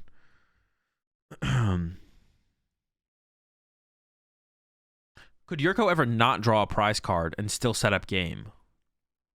What if Yurko went, bring up Pheasantipity? Ooh, hold up, let me cook. What if we brought up Pheasantipity, punched it for a hundo, shuffled it back to the deck, and then went Water Pawn, knock out Dippity plus 1 prize or next turn? At this point, I think it would be safe to assume Damien does not play the Manaphy, or does not know about our Water Pawn, and then we could just maybe take advantage of that. Well, maybe that's not safe to say based on how this is drawn out so far, actually. I take that back. But then I guess we would amp the Fez. Fez is weak to fighting. Or I guess you could amp it on the next turn, if that's what you mean. Our Iron Hand's in our discard pile, so we can't amp anymore. We're at amp is no longer amp is out of the question. Amp's out of the question. Amping is not possible anymore. Our Thornton's gone. We used Thornton and we got rid of Iron Hands with Thornton. So most lists play a Turo though, right? Don't most Terapagos decks play Turo? I don't know for sure. I know Grant played it. My guess is most do play it. So it looks like Yurko's gonna go for a prize card here.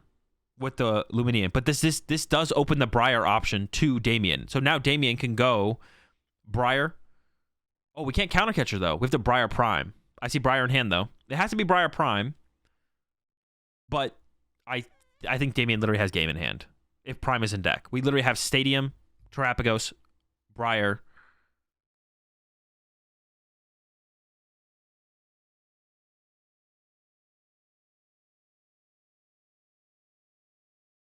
Prime's in the deck. Okay. I think Damien pointed at Pheasantipity, but like probably said Mezagoza and went to flip for Mezagoza. So mentally was trying to use Mezagoza, but physically pointed at Pheasantipity. A little bit back and forth, but it looks like they said, yeah, Mezagoza was the action being targeted or utilized. Someone tell me I'm wrong, but I'm pretty sure Damien has game. But it's going through the full sequence. Didn't even need to draw Prime off the Fez, just did. Double turbo. Prime catcher. Briar. That's it. Game 3 with 5 minutes left. Yeah, the double baby rats were prized. I thought the full art one was a Chinchino, but there was double Minchino.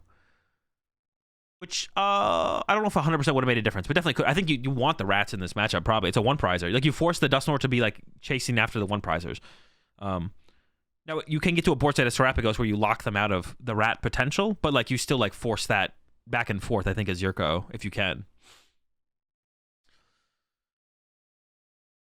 All right, 5 minutes left going to game 3. Yurko does get to go first. I don't know. I have to assume going first is just the player who has the advantage is the player who goes first. So I have to assume Yurko's got the advantage here then. Honestly, Damien would have won game 1 it too if he had put Fez and Drago into play. If he didn't put Fez, he would have been in a good spot. It would have been different though, to be honest, Pulse. Because, oh no, it would have actually.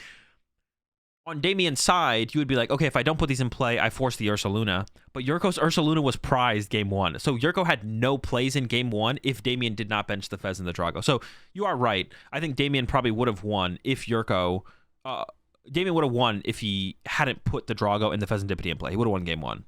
But you don't know game 2 is going to go the exact same way. So it doesn't mean that Damien wins 2-0. It just means Damien wins game 1. Because then we go into game 2, and then instead, Yurko's going first, right?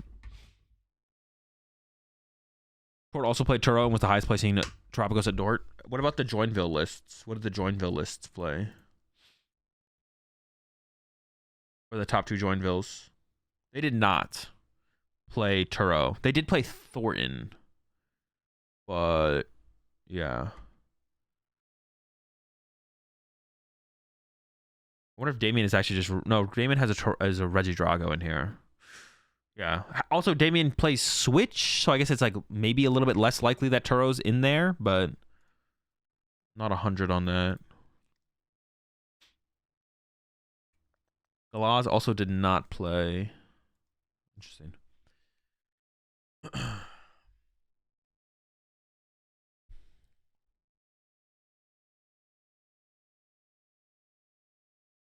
All right. Double V-Star prized. I'm sure Yurko plays 3.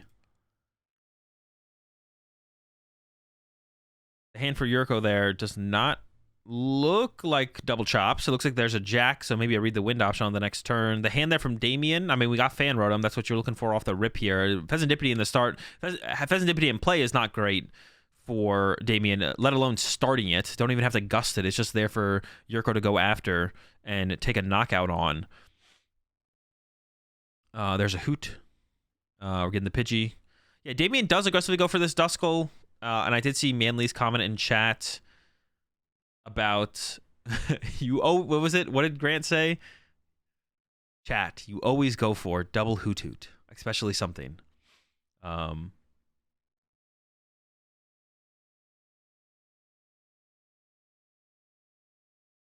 Turbo has research. I think he's just gonna hold the hand here for turn. In this matchup. Leave the rats alone. Get set up. This guy's allergic to double Hoot. Yeah, allergic to birds. Yeah, Yurko's hand is like nothing special here, I don't think.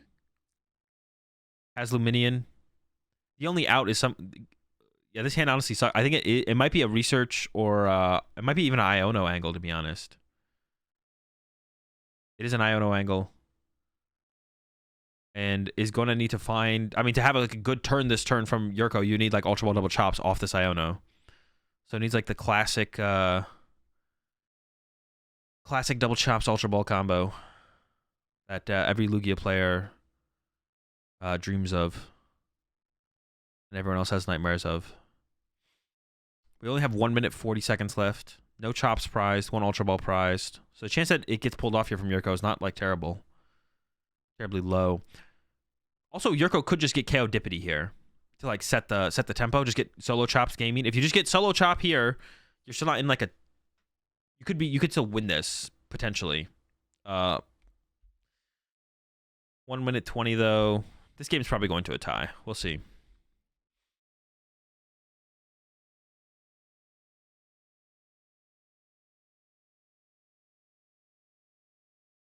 All right, shuffling up.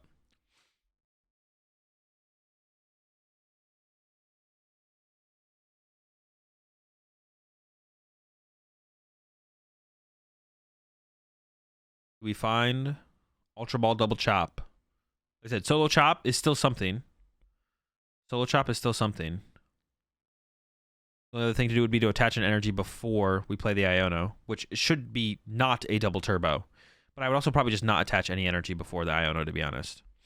Because you want to start to move the energy out of the hand. You're almost guaranteed to draw into an energy here. Even a non-double turbo energy, and you want to move those out of the hand as soon as possible. I see chop, chop, chop. No Ultra Ball.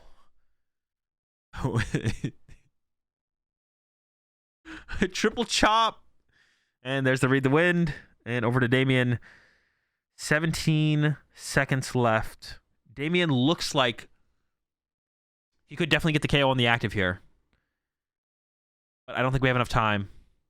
There's a switch Poffin. Poffin is played. 3 seconds. 1 second. This will make Damien turn 0. I believe it is possible for Damien to still win. Damien could pull off some double Dusknoir knockout shenanigans on the next turn. Obviously pretty unlikely. I think we have an Iono for a fresh 6 to work with. And obviously Damien probably would have sequenced this a little bit differently. I think Candy Pidgeot would have got involved here for sure. But trying to play fast. Didn't have enough time to actually sequence out and close out this turn. So Damien's going to have to settle for a KO on the active here. 2 turtles set up, ready to go as well. So pretty decent board state for Damien. But now all Yurko has to do, honestly, is actually put the fish back in the deck, and I think it's a tie. So if we just have V-Star here from Yurko. Uh-oh. No V-Star. This could be it could be an insane end result here. If Yurko can't find a V-Star,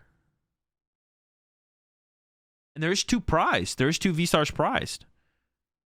Then Damien could go Dusknoir the active Luminian. Get around the Legacy Energy's effect. Oh, but if we put the Legacy on the Lugia V... It's the same thing, though. It's the same thing. Double Dusknoir the Lugia V, and then KO the active. This would be the same outcome for Damien. So I think because of that, Legacy active is always correct here from Yurko. Because we want to be able to shuffle Luminian back to the deck, right? Then there's no possible for Damien to win. If the whole board is just a Lugia V-Star and some chops. So this is a mistake here from Yurko. This should go to the active here. Because this doesn't do the thing. Or, yeah, the Legacy Energy should go to the active here. Because double Dusknoir in the bench removes the Legacy's effect. Or gets around the Legacy's effect effectively.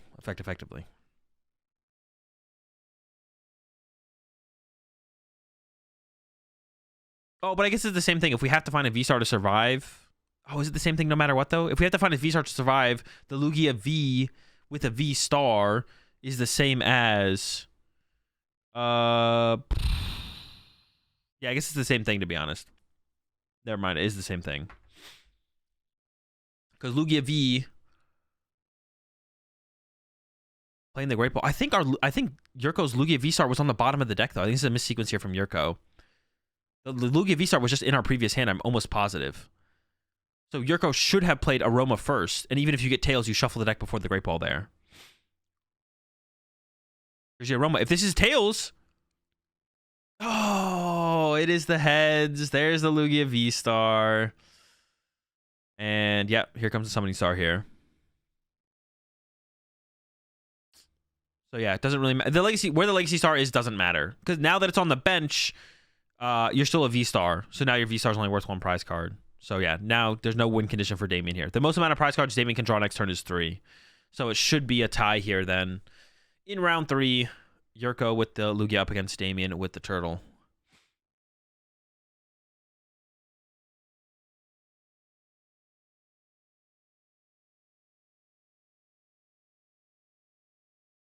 Usually when you're looking for a specific card, a specific Pokemon, Aroma first is better anyways. But when you just want to hit something or many things, Great Balls first is better. Yeah. Remember the Legacy? Even that's not enough. You can't do 280. Damien can't do 280. Yeah, so even if Damien played Enhanced Hammer, which I don't think Damien does, it wouldn't be enough. You would need... Actually, I don't even know if there's a combination of cards Damien could have that would actually pull off a play here.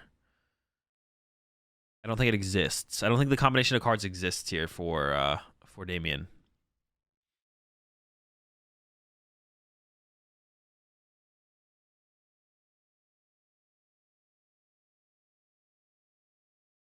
Talking through it right now. I think Yurko's maybe just explaining that there's no win condition available, which I don't think there is. Would involve Thornton. I don't even think Thornton gives you a play here. Well, I don't even know. Triple Dusknoir? Dusknoir. Oh, wait, maybe. Okay, yeah, if you triple... No. Even triple Dusknoir I don't think gets you there. Dusknoir... Yeah, I don't even think triple Dusknoir would get there. All right, and there's the concede. All right, pick it up, pack it up, tie in the end. Which is generally the boat that I'm in, where I'm not really prepped with any deck. All right, we're into it. We've got Carlos with Charizard. Bro, so I'm rooting for Fabrizio here. Fabrizio needs to put this Charizard down. Someone needs to stop these Charizard players, bro. They usually stop themselves because the deck is so mid, but if they aren't going to stop themselves... I'm calling on Fabrizio to put this Charizard down. We do have Carlos going first. I'm actually curious about who won the coin flip here, because I know some people think you should go first in this matchup as Charizard, but I think you should go second. I don't want to go I don't want to go first against Raging Bolt. Of course, they actually they might not know what each other are playing though. That's actually another factor here. They might not know what each other are playing, but I would imagine blind, you'd want to go second as Charizard. Actually, in this format, maybe not. Maybe in this format, blind, you do go first as Charizard. I'm actually not sure. Yeah, well, I guess we don't know for sure that the players know what the other player was playing. I know Fabrizio plays Raging Bolt, but that's because I paid attention to what Fabrizio played at, I think it had to be Joinville. Is Ard mid now? Yeah, I think it's pretty mid. All right, let's see what kind of turn 1 Fabrizio has here. I think the hand actually might be dead besides Pokestop and Pawn, which is still a decent amount of draw power. But the hand isn't super live, I would say. How do you feel about the Turtle deck? Playing Boofs? No clue. Haven't tried it. I have no idea. Gamba? I got you.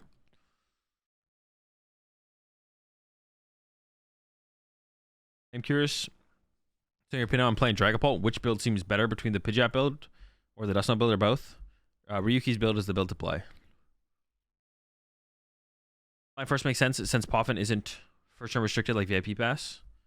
That is not the reason. No. That's not the reason that you would choose first.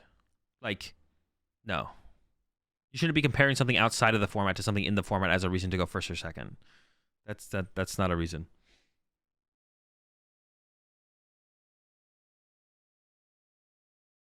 All right, we searched out Fighting in the Grass. Like I said, I think it's Pokestop and the Pawn Draw that we're living off here. There's another Vessel in hand, but you do want some energy in your deck. Actually, there might be a Nest Ball in the hand here, and the Squawkabilly was in the deck.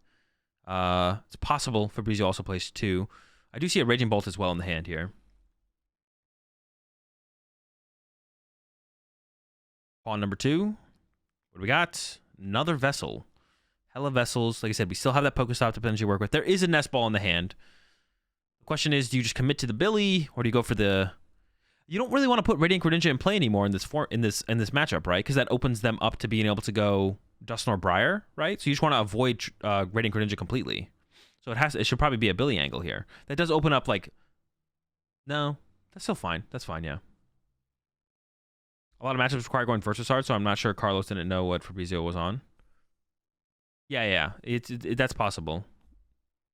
Yeah, that's why I'm curious to know who won the coin flip. I am curious to know who won the coin flip. I wish that information was always displayed on stream, like at least at the beginning. Like, well, on this, I wouldn't expect it maybe for this setup here for the special event, but on the official like TPCI streams, I would like to know that. Personally, would like to know that information. If they just showed it like briefly, who won the coin flip, and then if they chose first or second, it'd be pretty cool to know that information. All right, there we go. Could have used that vessel to have gotten more energy out of the deck to increase the odds of drawing into the Sada, but of course you do want some energy in your deck. I do see the Sada there. No second Raging Bolt. Actually, hold up though. There might be a Nest Ball in the hand. No Nest Ball. Wait, is there no Sada actually? Am I tripping the whole time? There's another pawn. Are we putting down third pawn? Third pawn is pretty mid, I feel like. Greninja is coming down. I did mention like the reason you'd maybe not want to put Greninja down. You definitely want 2 Raging Bolt in play. This also takes away the possibility to have 2 Raging Bolt and Pheasantipity in play. But pawns are pretty good attackers in this matchup as well because they do want to KO Charizard. So you don't need as many Raging Bolts throughout this game. Because also like as soon as turn 2 you're going to be attacking with a Ogre Pawn. So all right, we did have the Sada. It is just for 1. I think the Sada was in the hand then. I don't think it was drawn right there off the Ogre Pawn unless I'm tripping. There's a catcher in hand. We could go after the Pidgey here to remove that from play. Of course, later on, the threat of the quick search is pretty good. Goes into the Pokestop here. Prime and Stretcher. Pretty good hits. Did lose that Raging Bolt, but that's not terrible. That could have been, I guess, a reason to... you could have hit the Pokestop before you played the Sada there to try and find a second Raging Bolt, to be honest. There's a catcher. Not sure what it is. Maybe I have to do another flip here. Another flip. It is a heads. Pidgey is targeted. All right, goodbye, Pidgey. And then the only other thing to do here from Fabrizio would be, do you bench... I think there's a Pheasantipity in hand. Do you bench Pheasantipity or do you bench Radiant Greninja? Probably going to avoid either of those here. And just go for the knockout. And probably discard an energy off the active. Leaving a grass energy on each of the 2 benched Ogre Pawns here. So that way, one of them can't be targeted. Oh, we actually might see the Stretcher for the Raging Bolt here, actually, to prep that on the bench. Yeah, going to go ahead and get that onto the bench ahead of time here from Fabrizio. And then, yeah, discard the energy off the active. If you discard an energy off the benched Ogre Pawn, then Candy's Zard Countercatcher would be able to remove the other Ogre Pawn from play that has an energy. So this way, even if one of the Ogre Pawns gets KO'd, you still have an Ogre Pawn that can become an attacker for the turn to knock out a Charizard. And now we're over to Carlos. What can Carlos pull off here? I mean, you just want to get an attack off. You want to knock something out. Could be Candy Zard with Defiance. Candy Zard Countercatcher also works. Why do you think Carlos is on Maximum Belt? Isn't Prime Catcher and Stamp just better? Did I say Carlos was on Maximum Belt? I don't think did I say that? I don't think I said that. I don't know what Carlos is on. We'll probably find out here soon. We do see the Defiance Band getting lined up. Top 8 will be tomorrow. It is a 2-day event, yeah. So 9 rounds day 1, and then... Ooh, wait, no, they don't have 9 rounds day 1. It's actually just 8 rounds. Yeah, it's actually just going to be 8 rounds, right? We're going to have 8 rounds into 8-4? 8, will it be 8-3, actually? This actually might be 8-3. 8-3 top 8. It's actually a short tournament, actually. Yeah, I think it's going to be 8-3 top 8. 8-2? No, it's not 8-2, is it? 8-2? I didn't even know you could have 2 day 2. Sheesh. You gotta... I didn't know you could do 8-2. Am I streaming tomorrow? I will be streaming tomorrow, yeah. It's still gonna cut to like X and 2 though, right? I think it's still gonna be an X and 2 cut. All right, Luminian's in. We use the Arvin.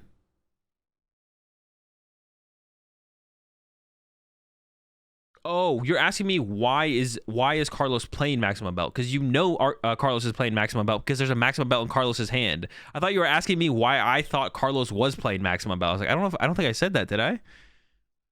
Yeah, I thought you were asking me why I thought Carlos was on Maximum Belt. But the Maximum Belt is in Carlos's hand. People are playing Maximum Belt and Charizard for the Dragapult matchup. Because it's really hard to KO a Dragapult unless you play Maximum Belt. If not, like, impossible. But that, like, if you play the Maximum Belt, it's a lot easier to KO one and KO Dragapults. Yeah. The main matchup is Dragapult. And then also lets you be aggressive against certain decks, so they can't just go, okay, cool, pass with an Ogerpon to my active, you can't KO it. Now you can go Maximum Belt Knockout. That's not as big of a deal, because usually the decks that have Ogerpon are pretty aggressive, and are usually just going to aggress onto you. We do see the Defiance Band getting Ultra Balled away here, though, from Carlos. And is going to go grab, I assume, the Charizard here. And then can go Maximum Belt to just KO the active here. You can KO Terrapagos for free. Yeah, also KO Terrapagos, because it's a big one as well. I didn't think about Terrapagos, but yeah, Terrapagos is pretty cool. Although I don't know how much that one matters. I guess it stops Terrapagos from being able to punch your Charizard and not let you get a 2-prize knockout. I guess that's pretty relevant, to be honest, actually. Yeah, Maximum Belt actually seems decent then for that as well. Because otherwise they could just go punch you with my turtle and your Charizard can't KO me back. That's decent. Alright, getting loaded up here from Carlos. Going to get this 2-prize knockout. So now this is where stuff like Briar gets involved, right? So now Fabrizio can go... Honestly, it would have been nice to see Carlos bench Radzar with an energy this turn, I think, to play around Briar, right? If we could attack with Radzar next turn, then all of a sudden we put it in a situation where there's not a Briar option on the other side. But right now we could see... I guess you could still pull it off with another Candy Charizard, right? But right now we could see Ogerpon Knockout into Ogerpon Briar Knockout, right? That can just be the line here, from here now. Does Fabrizio win? Yeah, it's the Ogerpon line, right? Benches a Slitherwing instead of the Pheasantipede. Interesting. Are we looking for a... I guess you could look for a Slitherwing angle here, where you go Slitherwing, Knockout, Pheasantipede plus Iono. I guess that's a possibility with going down this line. Or maybe we're going to Slither KO Fez right now? Could that be the play we go for right now? There's the Prime in hand. Oh, then I guess we leave the Charizard in play to die to an Ogerpon on a following turn, actually. Into the Pokestop. Just progress through the deck further. Is there a Luminion also in Fabrizio's hand? I can't tell. Oh no, it is the Pheasantipede that I was talking about earlier. Yeah, not going for the Pheasantipede. Pokemon Catcher. It's a heads on the catcher. Another heads on another catcher. Go chase that Dippity down. That Dippity's done. Here comes that Slitherwing. I'm always making fun of the Slitherwing too, but it's getting pretty good value here. We better get another grass in play though. If we don't get another grass in play, our lone pawn with grass could get KO'd. We got to get another grass in play on a pawn this turn. Ideally, even a little bit more would be good. I don't like this play if we're leaving pawn no grass. If we're leaving... Okay, we have a stretcher in hand. Okay. That's what we want. This is what we want. We want 2 pawns. 2 pawns with 2 grass is better than 2 pawns with 1 grass, but 2 pawns with 1 grass is what we need at the very least. The Vessel in hand, we go some more grass. We don't need to. Ooh, we are. Giving up the Greninja. Probably makes sense. We're going to get access to 1 bench space here moving forward. Only 1 grass energy left, but I'm sure there is some energy retrievals left. We haven't seen a single energy retrieval be played yet. Probably plays at least 2, maybe a Superior. I don't know. We've seen like a mix of a lot of different counts of that. I see a Stretcher in there as well. So you maybe don't want to burn this grass energy here. So that way you can combo Stretcher plus grass on either Ogerpon next turn. But if you commit this grass... Oh, we're split at 1-1-1.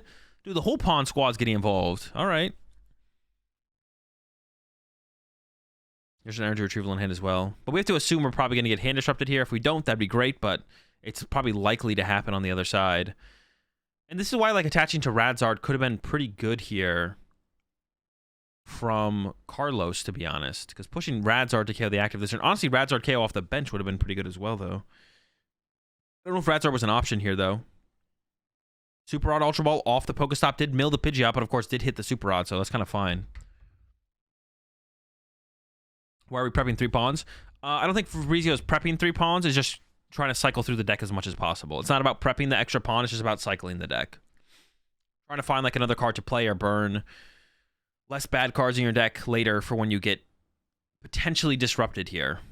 potentially get hand disrupted. Also progress closer to Briar potentially as well. Have we seen Briar in Fabrizio's list? I don't think we've seen it for sure, but I would just kind of imagine that it's just too good in the deck, I think, to play. Yeah, you just don't not play it. I think it's fair to assume that Fabrizio plays it. Dusclops Briar is game. Holy, I didn't even realize that. You're right. Yeah, Duskull Briar is game here on the other side.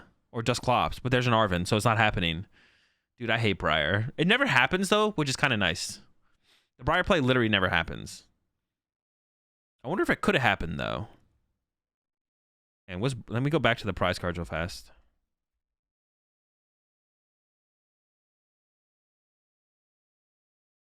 Okay, I'm going too far. Briar's not prized. And I think it's fair to assume the Charizard player also plays it. The Slitherwing. Wait, does it have to be Dusknoir? What is the Slitherwing's HP? Does Dusclops also get there?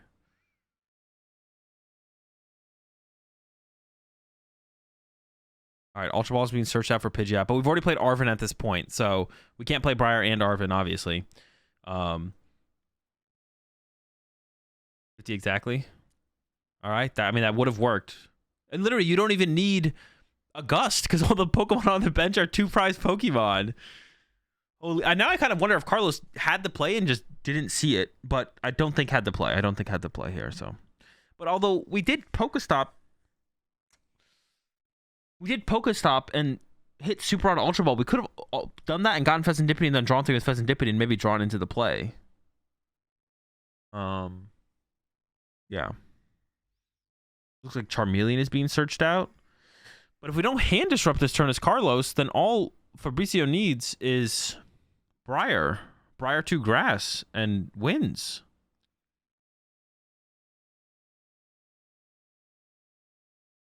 Yeah, all you need is Briar 2 grass and the game's over.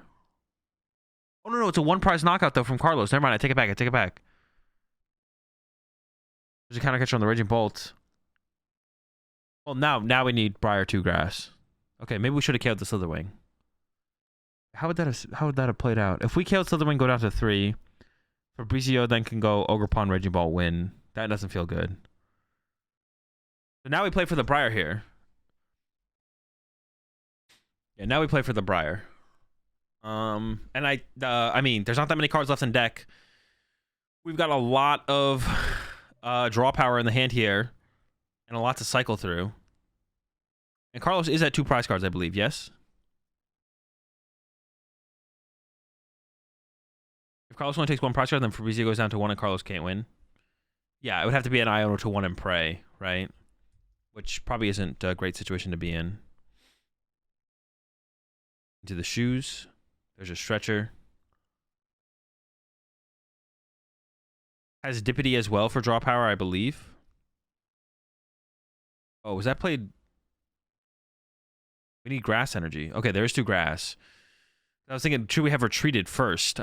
But we do have the grass, so this is fine. We should have put that on the bench one, though, I feel like, because that we could have retreated. Another Pokegear. So we have 2 Pokegears. No, we definitely hit the Pokestop first, right?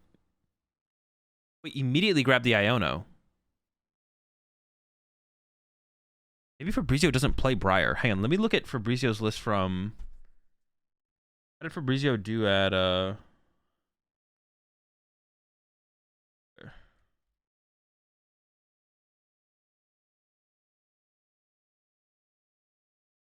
Maybe Fabrizio didn't go to... No, yeah, Fabrizio got 10th.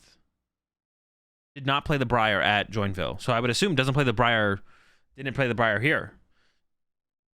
So it's an Iono angle, which is not a good place to be here at all.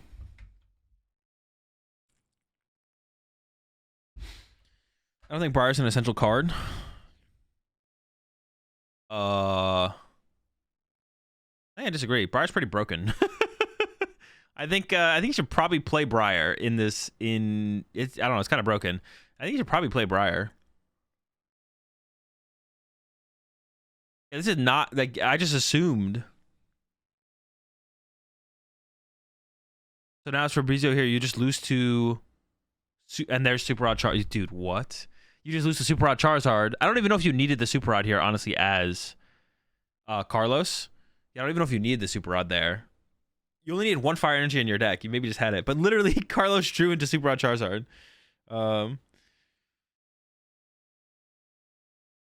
Do good and ball players belong in the same sentence? Fabrizio's pretty good. Fabrizio was definitely one of the most successful players last season. But also chose to not play Briar. I don't know how I feel about that. Briar's bad when you have it, broken when you don't.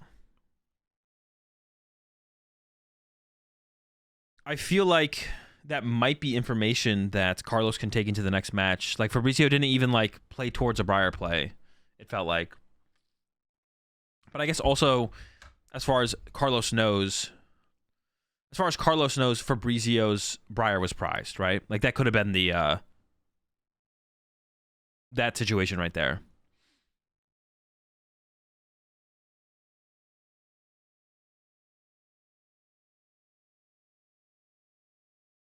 Could have been the situation.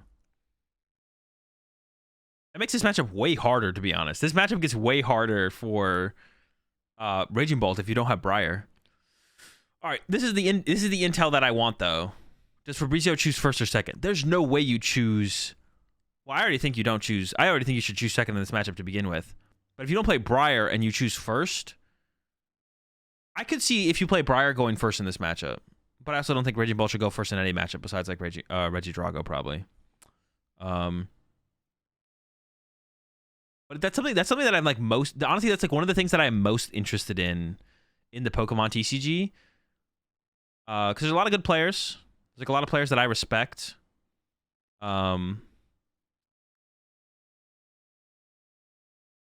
So whenever I have a different opinion on going first or second, or like if I have an opinion on first or second with a matchup, and then I watch someone like on stream make a different choice, it's very interesting to me because I don't want to assume I'm right. Well, I assume I am right, but I'm curious as to what is their logic behind not agreeing with me. And most of the time they're just wrong because I'm never wrong, so or rarely wrong. So, but sometimes there's something to learn.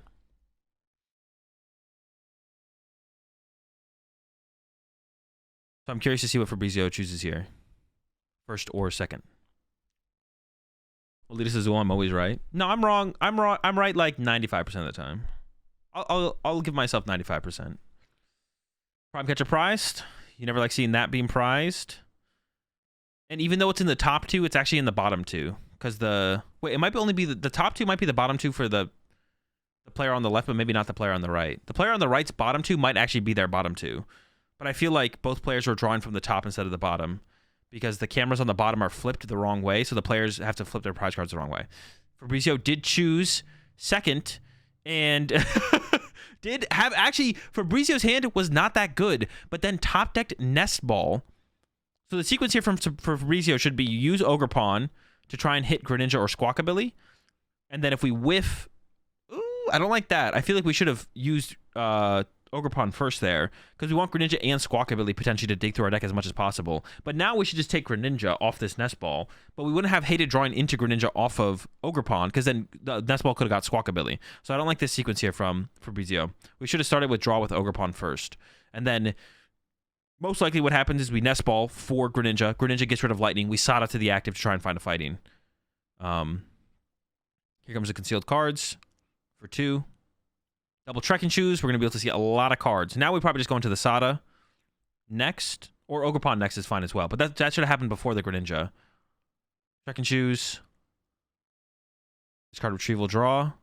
It's a Vessel. Okay, that's game. We go to game 3. And that's the power of going second right there. I'm kind of new. I'd like to ask you, think Dragapult is very strong as a Dortmund showed, or is it just the case it won? I mean, I don't know. I think Dragapult is good. Like, I wouldn't discredit or overcredit its win, though.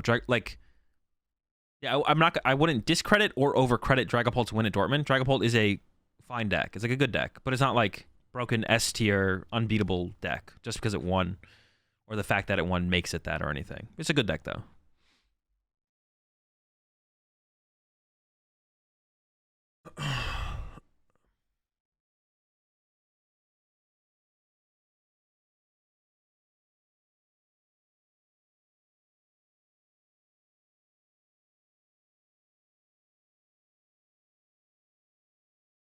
thing is that Briar works as a threat of just being able to play it and consider it as an option your opponent can go for. Yeah, the threat of Briar is pretty important as well, I feel like. That's a big point of Briar. Like the threat is most more important than you having it, but also if most people play it, then you can present the threat of a card that you actually don't play. That is like a sneaky thing that you can do in the Pokemon TCG. Is you can cut a card that people normally play, but people are still going to play as if you have it, if it's like the norm. And if they play, if the way that people play allows you to never use the card to begin with, but if you not having it means they would adjust their play, then you can get the advantage of not playing the card. Of course, the deeper you go into the tournament, the more likely it is your opponent knows if you have it or don't have it, though. I don't know if Azul saying Bolt is mid is a meme or true. Dude, I always say what I think. I think Bolt is mid. Nothing I say is it's very obvious when I'm like memeing. When I say a deck, when I say what I think about a deck, I'm not memeing. That is what I think about the deck. I think you guys think sometimes what I don't meme as much as you think I do. It's very obvious when I'm memeing. It's very, very obvious when I'm memeing. I'm not gonna, but if I'm giving my opinion on a deck, I would maybe meme about it like once. But if my consistent take is the deck is mid, I think the deck is mid. The deck is mid. Like, there's not like, you guys don't need to like decipher what I say to that extent. But yeah, what I say does not need to be decrypted to some next level extent. If I consistently say a deck is good or bad or mid, I think it is good or bad or mid.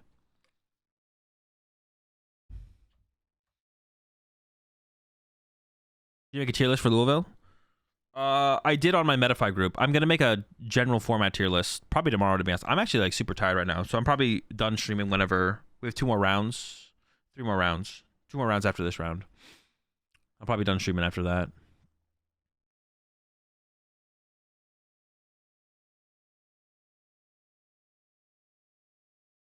Does he play 2 4 Sealstones? Probably not. Most Charizards play 1 4 Sealstone.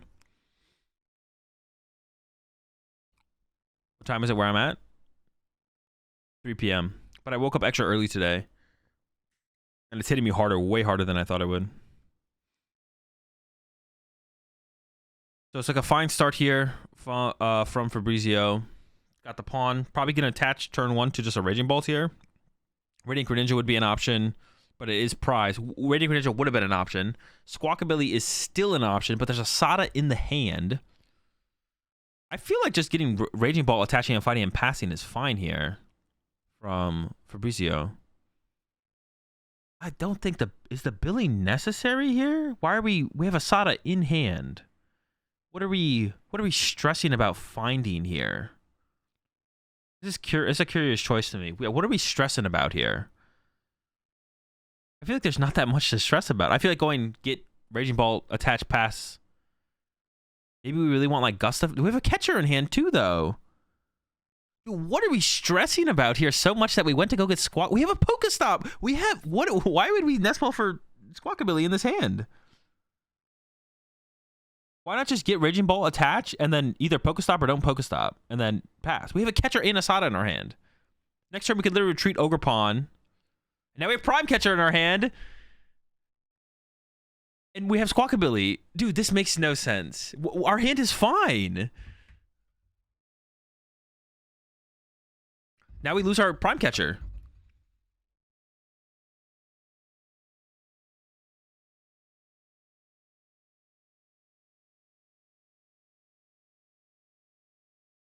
We did get the Night Stretcher on our... Is Fabrizio really going to not Squawkabilly now?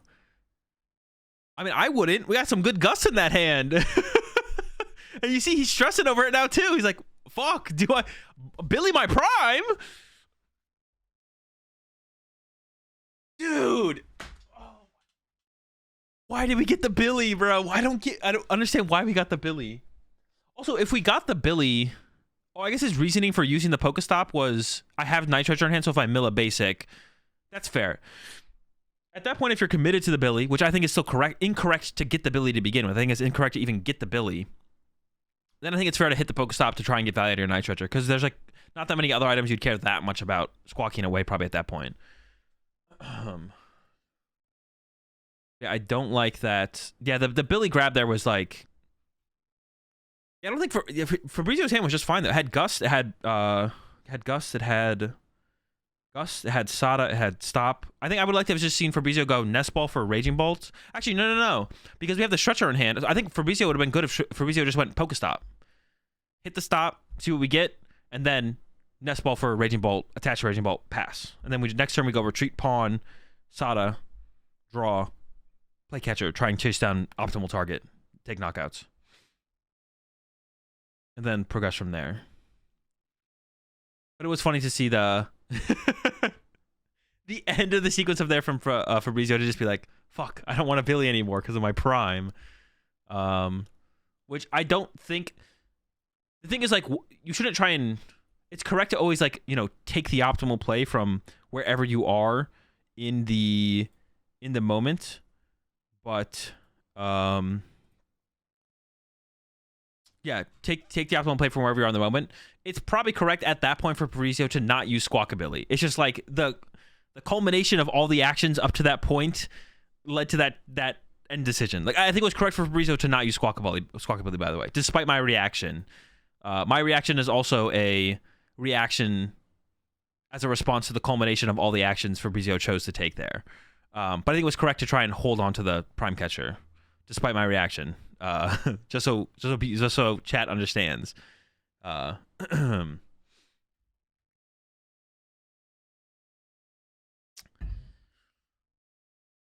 Dude, what is it?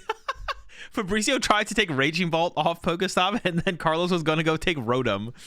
In Fabrizio's situation, Fabrizio was going to Night Stretcher for it. It's not like they were trying to cheat or anything. It's just funny to see. Both players were like, this is what I wanted, and then they just go to take it off the stop. Carlos was probably like, oh, yes, the Rotom. This is what I need. Thank you. Not quite how Pokestop works. We see the Nest Ball coming out here.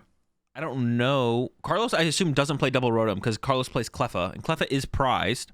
I don't know if that's what Carlos is looking for here, but is not going to find it. And now Carlos is probably regretting playing this Nest Ball because you probably wanted to play this Nest Ball as a response to something getting KO'd to potentially get Pheasantipity. But now, if you Nest Ball for Pheasantipity right now, then Fabrizio is just going to Prime Catcher KO it. So now we see Carlos end up with a Pidgey, where I think if Carlos knew the Cleffa was prized, which I assume is what Carlos was going for there, Carlos would have held the Nest Ball and been like, okay, now you have the potential of a responsive Dippity for draw power next turn. But I don't even know if... Yeah, Carlos did have a fire. Oh, but the hand is so big. I guess you could have gone attach Maximum Belt, attach Defiance Band, draw with Cleffa. So Carlos was still probably looking for Cleffa there. But it was prized. There's a Thornton in hand. Actually, has Carlos played a supporter? Can we Thornton into Rotom? Maybe that's the play. Okay, no. Just going to be a pass. Okay, over to Fabrizio. I mean, has the Prime, has the Catcher. Those aren't going to matter too much here. Trek and Choose, discard a Lightning's pretty good. Now we can go into that Sada. Ooh, or we could Ultra Ball first here. Get a second Raging Bolt. We do have a Fighting Energy in our discard pile as well. So we built a Sada 2 energy into play here. And with double Pidgey, double Charmander in play, we are definitely not gusting this turn as Fabrizio. Could also hit the stop first here to try and find a Nest Ball or other item cards you'd want to discard with the Ultra Ball over maybe the Catcher instead.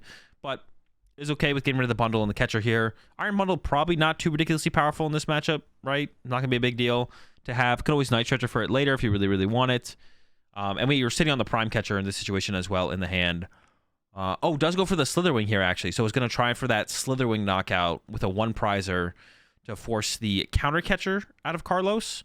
But Carlos could also just play towards a Briar play at the end of the game as well. So Carlos, how does that even trade back and forth? Fabrizio gets a 1-prize knockout. Carlos gets a 1-prize knockout.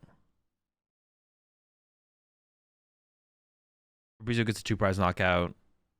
No, I guess that wouldn't actually work out in Carlos's favor. Unless Fabrizio puts Radiant Greninja in play, and then Carlos could Dusknoir Radiant Greninja, and then Briar.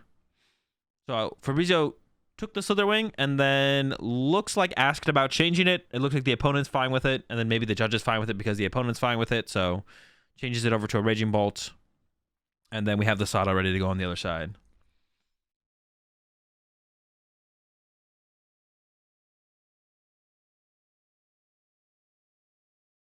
Yep, there's the Sada. And we do have that Prime that we kept around, but we're not going to be using it here. Well, how is that actually going to break down? If we had gotten Slitherwing, retreat to Slitherwing, Slitherwing knockout. All right, so we have a grass energy in hand. I think we actually want to nest ball. I actually don't like this grass attachment here. I think we want to nest ball for a different ogre pawn and start to load up energy on that ogre pawn and then attach lightning active retreat because we want to keep one grass energy on 2 ogre pawns in play. I think it's actually a mistake there from Fabrizio. I don't think you want to do that, actually. Or you shouldn't do that, I should say. We should have gone bench other ogre pawn out of hand.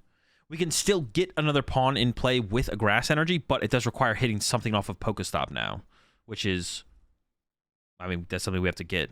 It's not guaranteed. If we only have one pawn on the bench with 1 grass energy, then we will be potentially locked out of ogre pawn response to Charizard due to a counter catcher, or because of a counter catcher. Which probably won't be too consequential. There's a lot of energy in play here on Fabrizio's side of the field. So, have we already hit the Pokestop? Maybe I'm tripping. Maybe the stop's already been hit. We might still hit it here, though, as we're ending the turn. All right, well, oh, no, we could still accelerate to the pawn. Okay, there's a knockout on the Charmander. Okay, so Carlos has the tool cards to basically KO anything in the active here. We know Fabrizio doesn't play Briar. So at this point for Carlos, if Carlos can just go 2-2-2 at this point. I see a candy in the hand here. Has Pokestop to work with. I don't know if there's a Pidgeot in the hand. There's definitely a... No, there might not be a Charizard. No, there's a Charizard. Is there a Pidgeot? I can't tell. But we could hit the Pokestop first to try and find an Ultra Ball for Candy Pidgeot. Maybe we want to thin out the deck. If there's second candy in hand, I guess we could thin out the deck of the energy first before we go to hit the Pokestop. That would increase our odds of finding that. That's fine. Yeah, that's fine.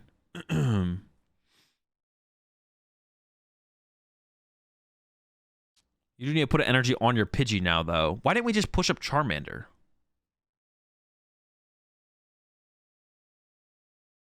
I guess I don't hate taking the extra energy out of the deck anyways, though, to like increase our odds of Pokestop being beneficial. Yeah, I guess that's fine, to be honest, overall. It's not that big of a deal.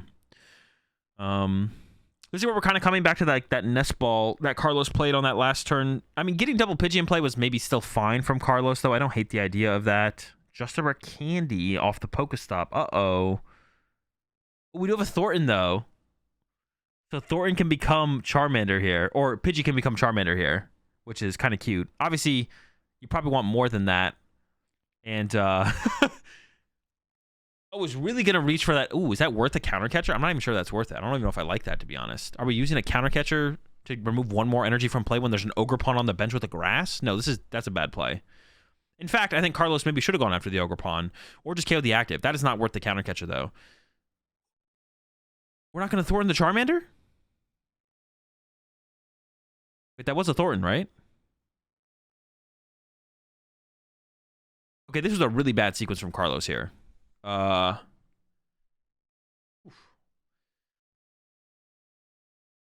all goes back to that nest ball on that last turn being questionable. When I go back to that nest ball more, I think it was incorrect for Carlos to do it because even if your Pidgey gets Gust KO'd, you have Candy Charizard basically in hand, and then you have the possibility of Pheasantipity to carry you through the rest of the game. I guess he thought he can Thornton next turn. I don't know what his thought is, but it's still a misplay. You definitely Thornton this turn, so you can play a different supporter next turn. That's just a throw there from Carlos. That makes your next turn so much harder. Yeah, that makes your next turn so much harder. It would have been one thing if Carlos had left the energy on a Pidgey by pushing up Charmander. No, but even then, you'd find Radzard, Ultra Ball away Radzard, or Mill Radzard of Pokestop, and then Thornton into play. That's still ridiculous as well. And obviously, Fabrizio should just go for the Ogre Pawn KO instead here. I assume. Although there's another grass in hand, I think, there. And there's the Pokestop hit. And then, yeah, has the attachment. Can continue to progress here with the Trekking Shoes. Looks like a catcher. Does go for the discard on it. 1 less Gust effect to work with, but still has that Prime Catcher to fall back on. And Boss's Orders in the deck somewhere as well. Yeah, a lot of cards seen here from Fabrizio. Carlos is theoretically ahead on the prize exchange, but not anymore after this turn because, yeah, Carlos can't get a knockout this turn. Yeah, that was such a bizarre sequence there from Carlos. No Thornton was crazy. No Thornton was crazy. All right, we'll see what Carlos puts together this turn, but it has to be some kind of comeback play. We can't do anything. We actually can't do anything this turn. Immediately starts with the Poffin. We could Pokestop into an Ultra Ball, which leads to Candy Pidgeot. We need some Charmanders here. We get a Charmander and a Duskull. Only 1 Charmander, though. I guess we have the Thornton in hand, so we can turn a Pidgey into a Charmander. I guess it is still possible for Carlos to sit with a one prize board state and go Radzard. Like imagine Carlos goes just Pokestop away. Dude, that could get kind of crazy actually. You could Pokestop away a Radzard. You don't even have to Thornton it this turn. So you get these two. You could So Carlos could go Nest Ball for Radzard, pass. Fabrizio either knocks it out or doesn't KO it, and then you attack with it. If you knock it out, you Thornton it back, knockout, and then you go Candy Pidgeot, Super Rod, recover it, knockout. Now, in that sequence, you might need some count of... We have Stretcher in hand as well. You might need some count of Counter Catcher, and then we could go back to that second turn where Carlos wasted a Counter Catcher for literally no reason, and then that could be why we lose. But if we just Nest Ball for Radzard right now and pass, Carlos can still win this game for sure because of Thornton. We just have to get Radzard and pass and let Fabrizio choose to knock it out or knock out the active. And then we have the Thornton play as a recovery. And then we can... No, don't get Dippity. That's the worst thing you can get. Putting a 2-prizer in play is literally the worst thing you can do this turn as Carlos. Nothing is worse than putting a 2-prize Pokemon in play on this turn. If you're going to put Pidgeot in play next turn for like some kind of Candy Pidgeot, Radzard, Iono play, that's like, there's something to discuss there. Don't do it. No. No. Save the Stretcher. Wait. No, don't put the 2-prizer in play. Why are we doing this? There's no way to get an extra energy in play on this thing, right? No, this is really bad.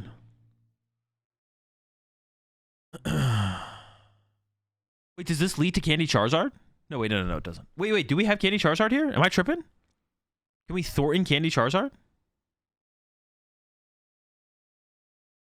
Oh, wait, this does lead to Thornton Candy Charizard, dude. They have way more in this hand than I thought. Wait, where did these cards come from? Am I tripping? I guess I was tripping. I didn't see this play at all, dude. I didn't think we had all these cards in our hand. Do we have the fire energy for it? If there's only one in here, we do have one in hand, though. Holy. Never mind, we're cooking.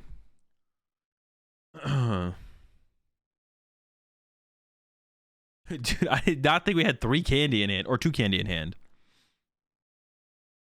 Got candy off prizes? Oh, okay, that's where it came from.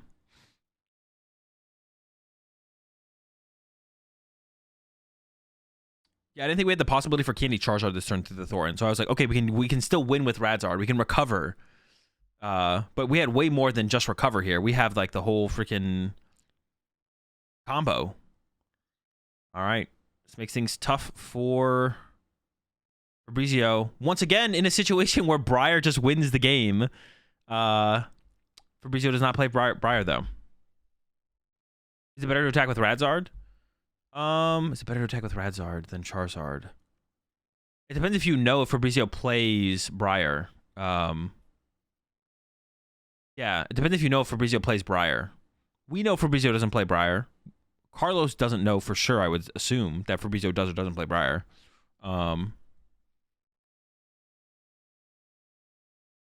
Has Iono in hand. There's no fire energy in the deck here for Carlos. So Carlos might not be able to find a fire here this turn, to be honest. So Fabrizio could just go Ogerpon, knockout Iono to 2. I hope you don't hit fire energy to return knockout with Ogerpon, or excuse me, Radzard.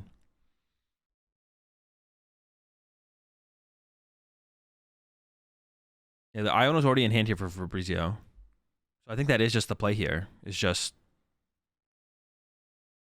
knockout. Yeah, obviously not in a good spot here anymore. Yeah, that last turn was crazy from Carlos. I thought we had to do like the cool Radzard play to have a chance. But it turns out we just had the nuts. There's Iono. I mean, I don't know, maybe saving Thornton for a turn there like Carlos did. I don't know if I want to say it was correct. I feel like still Thorntoning one turn ahead of time just in case of the potential top deck is still better, but it would be nice to have still been able to like play an Arvin on the next turn or something. All right, 2-card hand for Carlos. Does need a fire energy. There's no fire energy in the deck right now, so oh, there's a Super Rod. All right. He had Fire Energy in hand in case of Search with Pidgeot in case of Iono. I don't know. That one had to be manually attached to the Charizard, I'm pretty sure. The Fire Energy that was in hand got attached to Charizard that turn because we only searched out one with Charizard because we're out of fire in the deck. I'm confused on the Thornton Charmander thing. How do you rare candy it in the same turn? It retains turns in play. Thornton, yeah. Carlos 6-0. Yeah, tough. Dude, that matchup is. I mean, that's just that matchup is. I mean, this matchup has always been bad. But honestly, like watching it play out, Briar like heavily fixes that matchup. Like that makes the matchup so close, so much closer if you just play Briar. But sometimes there is a lot of people that play bad decks. Number one example is 10% Ancient Box at Baltimore. One hoot. I mean, if you bench the Terapagos, you give up it's like if Iron Bundle happens, you give up a 2-prizer. But if you don't bench, like, are you gonna push? I feel like you should bench. I think you should bench Ursaluna here almost as well, to be honest, from Zach. Because if Iron Bundle happens here, it sucks to send up either of those Pokemon. Yeah, it feels bad to send up either of those Pokemon there. All right, here we go with the Pokestop. Mill 3. The Nest Ball would have been better if Greninja was in the deck, I think. Because we have Sada and Vessel in hand, but now we have no way to get the energy off the Vessel, well, into the discard pile. So it might just have to be a Billy and hope to find another Sada, to be honest.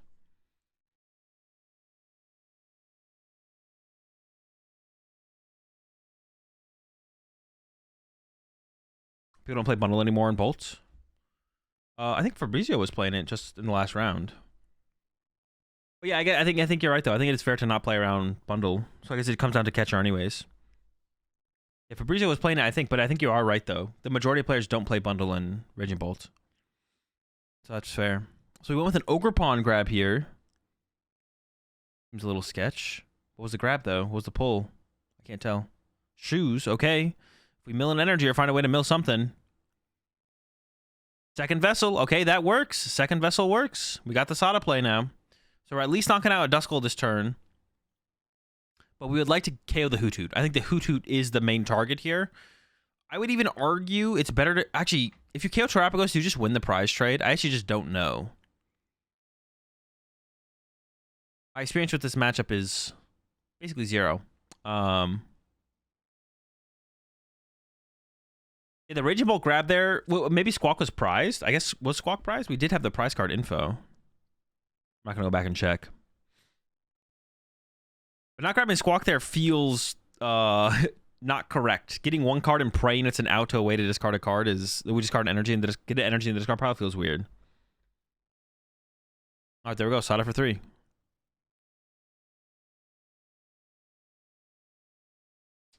I didn't see much else to work with there, to be honest. Oh, we have Greninja. Okay. Stretch it for Greninja. Concealed cards on the way. Okay. Get rid of one of the lightnings, probably. We could still get a Gust here. Gust KO Hoot Hoot is just so powerful here. Or, like, honestly, KOing anything off the bench is just so much better than KOing the active. There's Prime! That's Prime! The Hoot Hoot's dead! That's such a big hit. You always go KO Hoot Hoot here, right? All right, well, that's what I was saying, though. Like, oh, they're going to go for the Terapagos knockout instead. Yeah, is the 2-prize knockout here also that big? That still seems pretty big. All right, boom. Terapagos dead. I was thinking the Hoot Hoot. I was kind of on the Hoot Hoot, but I don't hate this either. Both knockouts seem really, really good. All right, so we took 2. Zach could go KO Ogerpon this turn, though. Draw 2. And then Andreas goes KO. All right, Zach conceded.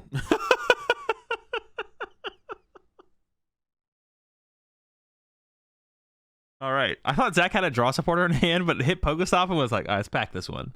I'm curious what got discarded off the Pokestop, but I thought Zach had like an Iono in hand. I don't hate the early pack. It seemed tough. Okay, so Andreas went 2 prize cards. If Zach then responds with 2, and then Andreas goes 2, and then Zach goes, Yeah, Zach would be able to go then Dusknoir, Greninja. Use Dusknoir, KO Greninja, KO Ogerpon for 3, right? So you really don't want to put Greninja down in this matchup. Putting Greninja down in this matchup is really, really bad. Can I explain what Gust is? Gust just means an effect that brings up one of your opponent's bench Pokemon guaranteed. Yeah, a Gust effect is just an effect that brings up one of your opponent's Pokemon off their bench guaranteed. So Iron Bundle is not a Gust effect because it says your opponent has to move their active to the bench, but they get to pick the new Pokemon. Whereas something like Weavile, when it goes from the bench to the active, it brings one of your opponent's benched basic Pokemon to the active. Even though it only targets basic Pokemon, it's still a Gust effect. Yeah, so Gust just means you get to pick one of your opponent's bench Pokemon to come to the active. The Pokemon Catcher isn't a Gust effect? No, Pokemon Catcher... Oh, okay, that's fair. Pokemon Catcher is a Gust effect. Yeah, it's like if a bench... Oh, triple fighting... We're going to game 3, folks. Triple fighting prize. Going to game 3.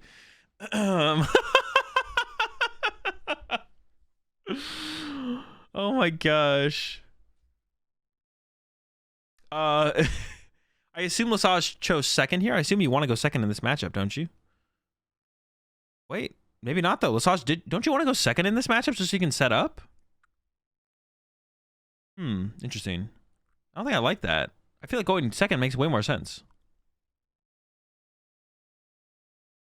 Because you're trying to respond. You're always behind, so you just want to have a higher chance of being able to respond, right?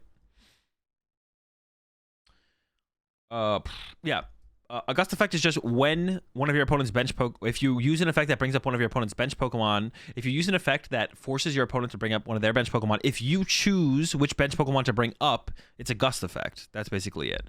So something like Iron Bundle is not a Gust effect because you don't choose. You use Iron Bundle and then your opponent picks a Pokemon to send to the active. Attack going second, so your first turn is in 4. Yeah, but it's the same thing. It doesn't matter because your opponent can't attack when they go first. Turtles are better first? Why? Why are they better first? Why would they be better first? And yes, I know the turtle can't. Don't we want to like have a higher chance of setting up?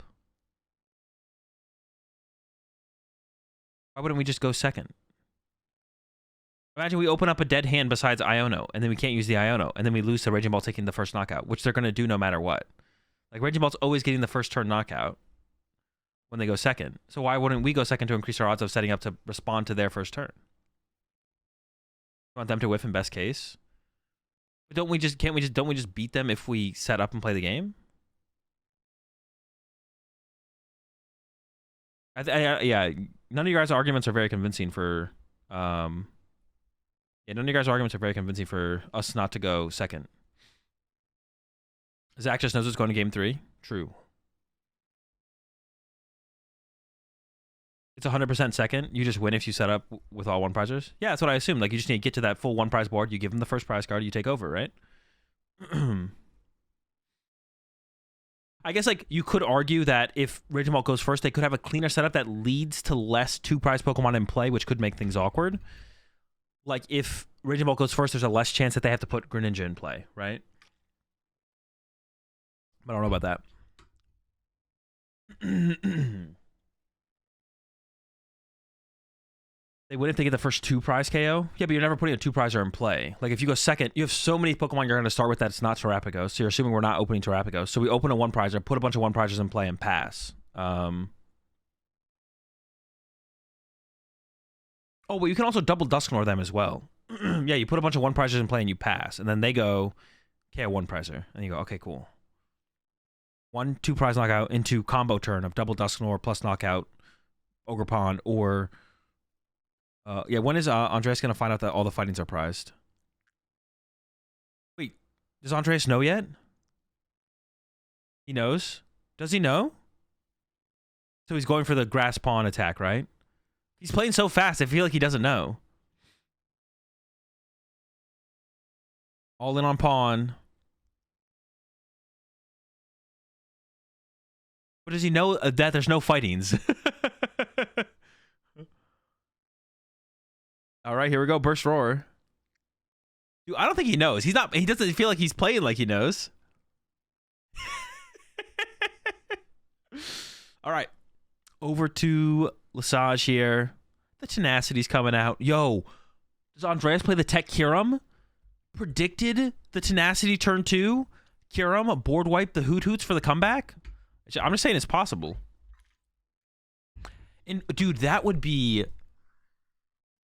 that feels so bad for Lost Box. What if the thing that causes people to start including Kyurem in their decks is Terapagos playing Colress's Tenacity? Kyurem is a card that comes out. Lost Box is a deck that exists that was very good, but isn't even the factor for why people play Kyurem. That's just kind of sad. I feel bad for Lost Box at that point. You're not even the reason people put Kyurem in their deck besides Regidrago. And Regidrago plays Kyurem for other reasons. Holy... It's a rough stop there. Do we even have to hit the stop there? What was even the point of that? Did we need an out to a Terapagos? We maybe did. Wait, okay, I think we did. I think Zach's hand is dead. Wait, is it, Zach just bench locked himself out of Terapagos. This gives Andreas infinite time. Not infinite time, but now Andreas can definitely decide when to be the initiator. And this gives Andreas the opportunity to wait until an Ogerpon KO can happen to find a fighting energy. So like if Andreas whiffs the Ogerpon KO this turn, Andreas will be like, well, you can't pop off next turn because you bench locked yourself. I'll pass. And then Andreas gets the full tempo control with the Ogerpon KO to like play the game. He can just pop Dusk. Oh, he can pop Dusknoir. That's fair. That's fair. It is extra work. That is fair. You can pop Dusknoir.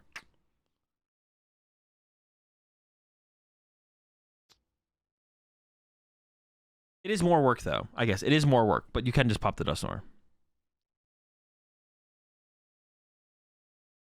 He's not benching a 2 pressure. That's why. Yeah, the Dusknoir I mean, depending on the hand, I guess. Wait, but is that still correct? If Lesage's hand sucks. If Lesage's hand sucks, I guess it depends. If you have Candy Dusknoir in hand, then maybe it's fine. He found out? Yeah, I think he found out here. The triple fighting prize is crazy. Yeah, if Lesage's hand sucks, puts you on even though if they take 1. But you have to pop the Dusknoir first anyways, though, right? Because if they take a knockout, then you have room for Terapagos. If they don't take a KO, you pop Dusknoir first, then you're putting them on odd. So that's fine then, I guess. Okay. Andreas now knows I have to attack with Ogerpon to get a prize card. But Andreas can maybe take advantage of this board state from Lesage. Like, if Lesage doesn't have Candy Dusknoir here or Dusclops, then Lesage is stuck for a turn. We'll see. No attachment for turn from Andreas yet, so just needs like a Gust card to unlock this Ogerpon here to be able to attack. We can switch cart, Prime Catcher, both work. Prime Catcher might be ideal. KOing the Pidgey here seems like the best knockout. Maybe KO the Duskull is the best KO here. And then avoid putting Greninja in play for the rest of the game. There's a line to the bench Raging Bolt. And at this point, Lesage should know that the fightings are prized. Like, I think the word is out. There's a switch cart, and we have an attached return, I believe. So we can go knock out Fan Rotom here and get aggressive, which I think for how Lesage's last turn went, you want to get aggressive here as Andreas. Because Lesage never wants to hit Pokestop and chose to actively hit Pokestop, which then led to a mill of a Terapagos and a Area 0, which you can pretty easily assume. Ooh, okay, Catcher as well. Tails, do we have another one? Maybe, maybe not. Doesn't look like it. Okay, into the switch cart. Unfortunately, I have to KO a Fan Rotom here. As Andreas here, you could be like, I'll wait a turn. But I think you should just go for the knockout probably. You don't want to give Zach another turn to find like Candy Dusknoir plus get a Terapagos, which I think was what Zach was missing last turn was a Terapagos to unlock the Noctowls. There's plenty of Owls in hand. Now the Pidgey's up. Now we do have a bench space to work with though. Yeah. Is that a Nest Ball? Okay, top deck Nest Ball. We're in business. Okay, it was looking kind of sketchy. Like we'd have to hit the stop again. That works. That works. Terapagos, Area 0. Yeah, it's not as bad as I thought it was, the bench from Lesage. The only way it would have been really bad for Lesage to have benched the Duskull here would have been if Lesage doesn't have access to Candy Dusknoir in hand. But if you have Candy Dusknoir in hand, then benching I don't see Candy Dust Snore in that hand. So I think benching the Duskull was still probably a mistake. Because you want the ability to be able to be aggressive as Lesage, but by benching Duskull, you don't get to be aggressive until you find Candy Dust Snore. So you're further potentially holding back the ability to be aggressive. Like if next turn, Lesage hits Pokestop and finds Nest Ball, but doesn't have bench space, it doesn't have Candy Dust Snore, then you're just like, well, I literally have to wait until I find this Candy, and then you're like one turn further off than you need to be. All right, Candy Pidgeot's here as well. And we can knock out the active here. It should be pretty easy. Area 0's in the hand. Did mill in Area 0 as well, though. Did mill in Area 0 earlier with that Pokestop use. One less of those. I don't know if Andreas plays the Vacuum. The Vacuum would be a pretty big play here as well. Do we want to hit the Pokestop? Guess not on this one. Has Poffin in hand. So Zach can literally win in 2 turns, though. Zach can go knockout active into Dust Snore, knockout, bench Ogerpon. Dust Snore, KO Raging Ball plus bench Ogerpon. Or plus KO the Ogerpon off the bench. So we are just like, or I guess Ursaluna can get involved as well. Yeah, you could attack with Ursaluna. Yeah, it's hella Duskulls are out here. We do need one more Pokemon, so the Noctowl is going to have to be used here. Nest Ball for another Terapagos so we don't lose our bench, right? Nest Ball for Terapagos plus Candy for Dust Snore seems kind of chill. Sounds good to me. Get that set up before we get it judged, or we don't have to get judged away. Or stretch it for Terapagos also works. Yeah, judge before you get judged or Ionode. Probably good to Candy out Terapagos. Honestly, dude, Judge sounds really, really good right now in Raging Bolt because of this matchup. Like, imagine, like, then you could argue to go first in this. Like, the Roaring Moon deck with Judge sounds good, too. Well, Roaring Moon kind of sucks. You can't play Roaring Moon. Judge sounds really good right now. Because then you can go, they do their stupid owl thing, and then you go, okay, cool, Judge, and then knockout. Good luck. What can we play Judge in right now? What can we put Judge in? That it's actually good. Raging Bolt, it's okay in Raging Bolt.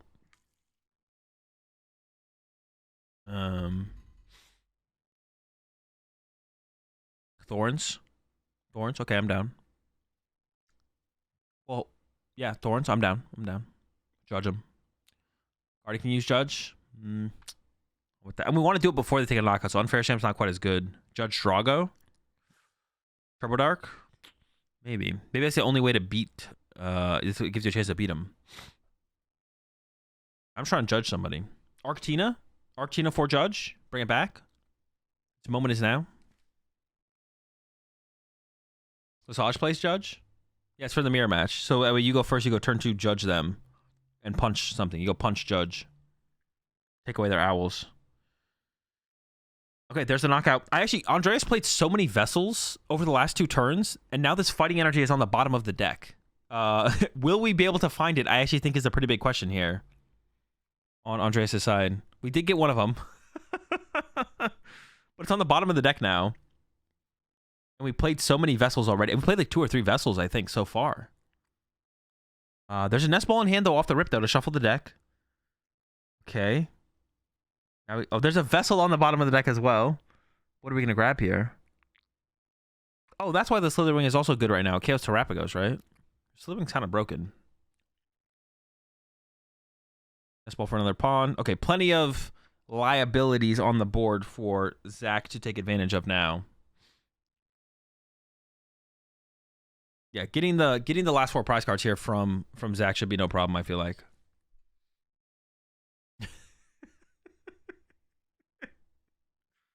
I did laugh at your comment, poor boy. It's the reason you play the Slitherwing right now? Alright, lock it in. Slitherwing broken.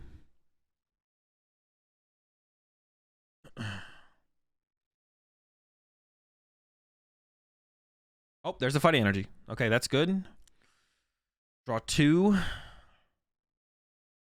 But Zach can literally win just next turn, right? And probably wants to win next turn. I can't imagine you'd want this to go on much longer. Oh, there's the Pokestop. Owl, Duskull, I assume, is going goodbye. What happens if you KO that Dusknoir this turn instead?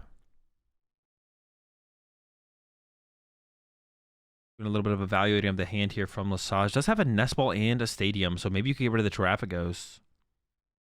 Yeah, can you go after? Can you go after the Dusknoir here and ignore this to take away the possibility of Lesage winning next turn? Does that even make sense, though? Like, what does that lead to from there? The thing is, like, if you KO the Dusknoir here, we keep... Like, Lesage doesn't have that many Pokemon. Like, there's only... 4 Pokemon on the bench. There'll only be 4 Pokemon on the bench after taking knockout. Is going after the Dusknoir make the most sense, actually, here? I'm actually not sure.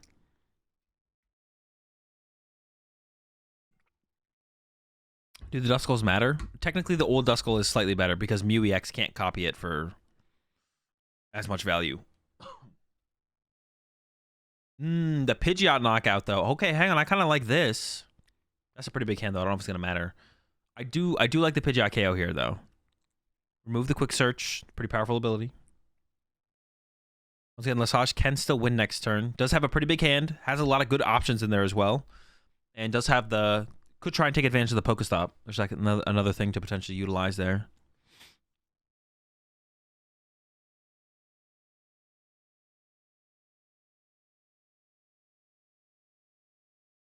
Comes the Pokestop hit. Goodbye. On Slitherwing. Retrieval. What have we not? Have we used either of our pawns? Is there even grass energy in the discard pile to get out of the discard pile? Oh, okay. Yeah, there is. My bad. Could we ever make like a super big ogre pawn to actually KO a Terapagos with Briar? If Lesage doesn't win next turn? I don't think so, right? It's probably not likely.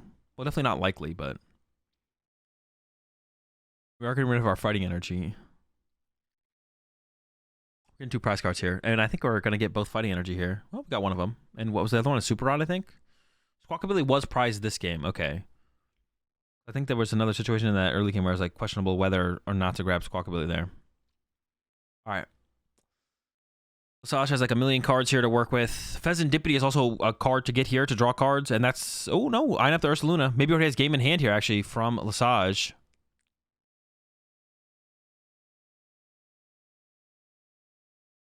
Let's see. So Lesage has 4 prize cards left.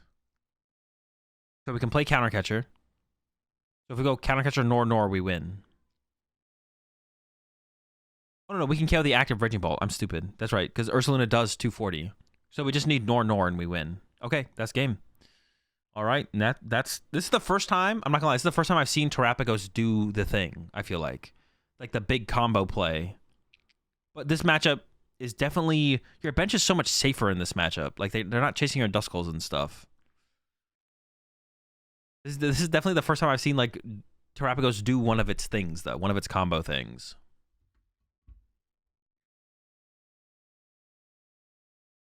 This is a Bolt play Briar. There is Briar in the Bolt, yeah. But yeah, this matchup, it seems like it's a lot... Your bench is so safe. It's a lot easier to pull stuff like this off. It's really awkward. I'm curious to see what... Yeah, so game 1, I actually... I don't know who went first in game 1. I think it was Lesage. Game 2, Lesage chose to go first. But I don't think it makes any sense. I think you want to go second. Increase your odds of playing the game. So... I'm curious to see what Andreas chooses here. Especially after what Lesage chose. That's always a little bit of a mind game. Like, if you go into a matchup and you're like, I want to go first in this matchup. And your opponent's like, you can go first. And you're like, well, do I really want to go first? Do they know something I don't? It's always a... always a little bit of a... interesting situation. It always makes me second guess. I'm like, do they know something I don't? Because I feel like I want to go first in this matchup. But then they just told me I could go first.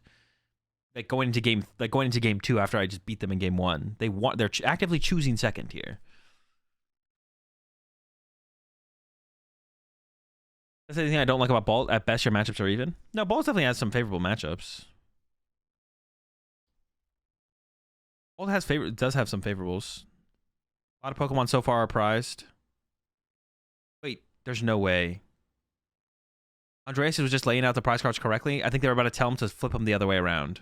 All right, thank goodness. Lesage, that has to be the one to flip them around.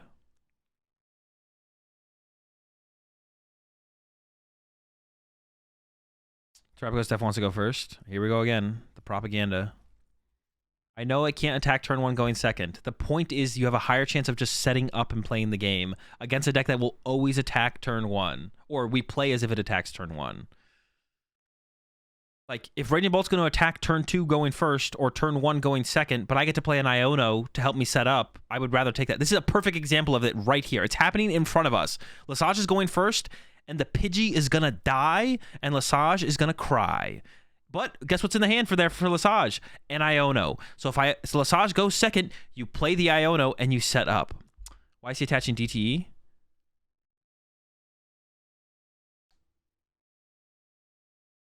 That's a good question. I don't know.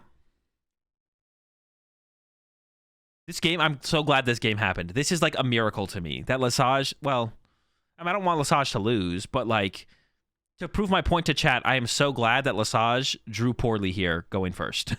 Like, does he have energy switch? Energy switch only works with basic energy. Yeah, I don't know, but that double turbo attachment is interesting. A Thornton, right? I guess it's set up for a Thornton. A Thornton play, I guess. Whiff off the gear. Okay, this... Andreas better go for Billy here. I feel like Andreas avoided Billy weirdly in game 1, but maybe was prized. Game 2, Billy was prized. Game 3 here, this is definitely a Billy hand. Although Andreas seems like sometimes like to live off of the Ogre Pawn for 1. Why did you choose first? Makes no sense.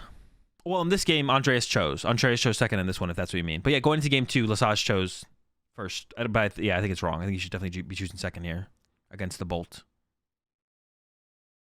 Set up, win, have a good time. All right, there's the Billy. Get 6. What do we got here? Is it good enough? Let's find out. That fighting energy is set up, so we just need a Sada. And then ideally, we do KO the Pidgey here.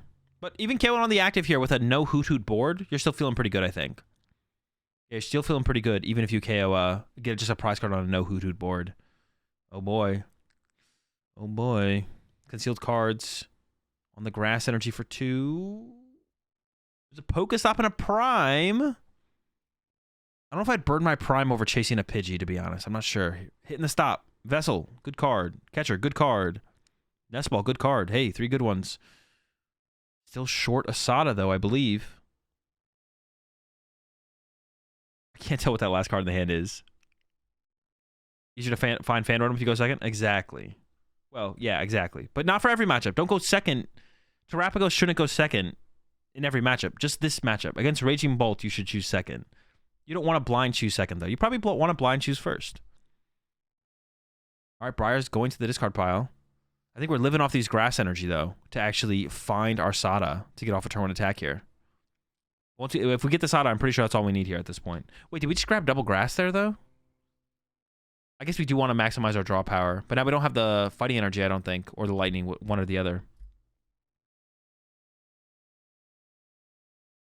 There's draw number 1. Are we living off this draw?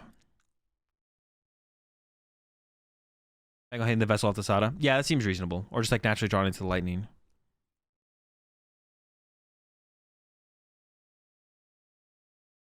Is Andreas thinking about Motivate? I think Andreas is thinking about Motivate. I think you just definitely pawn here again, though. You really want this knockout this turn. Oh, Andreas just holds the energy for concealed cards next turn? I don't know. I think I would have wanted to see that extra card, to be honest. Yeah, I'm looking at that extra card there every single time. Dude, now I really want to know, is the top deck Sada?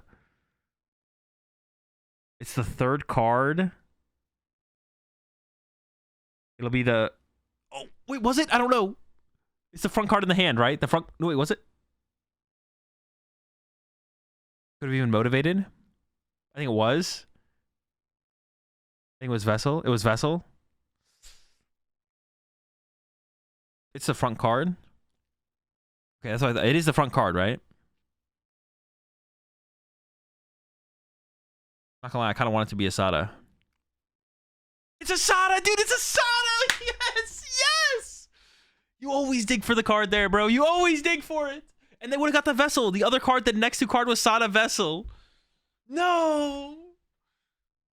The punish. You love to see it. You always go for the knockout there. We're not going for the knockout there.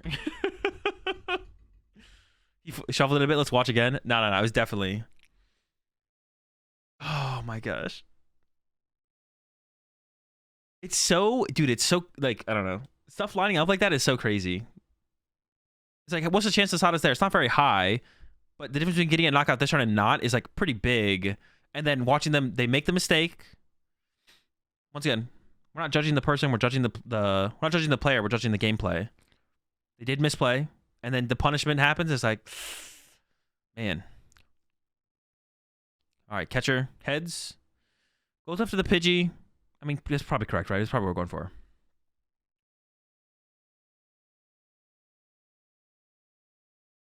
The way he drew his card, Sada was not the next card.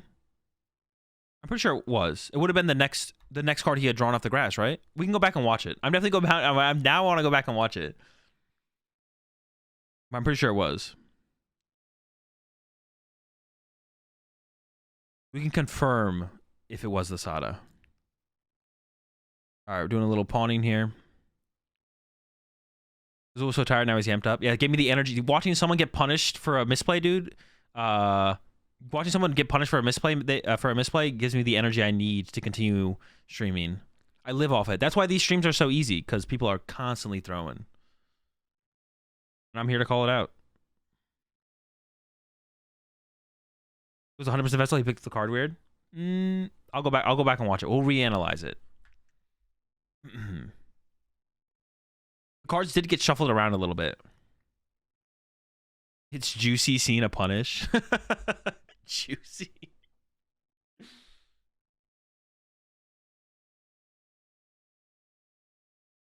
As well, casually getting people's misplays injected into his veins like venom.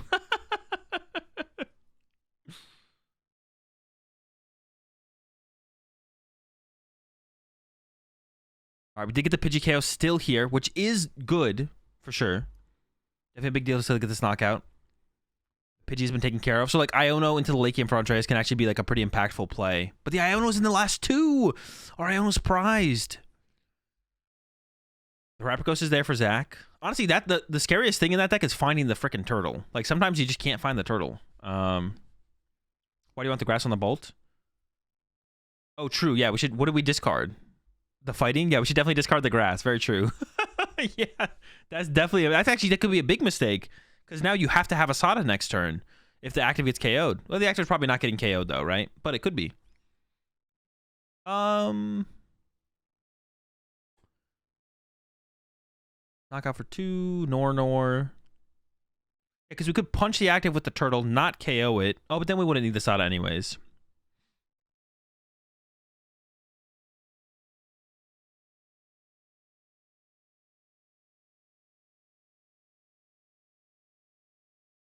I guess it saves us an energy.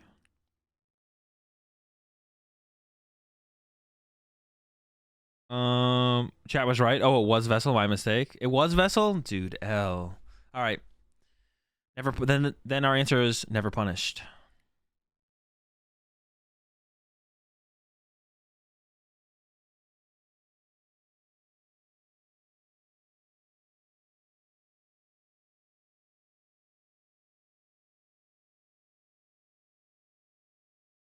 So the play here is to knock out an Ogre Pawn, right? Or you can knock out Squawkabilly as well, I guess. But you'd rather knock out an Ogre Pawn if you can.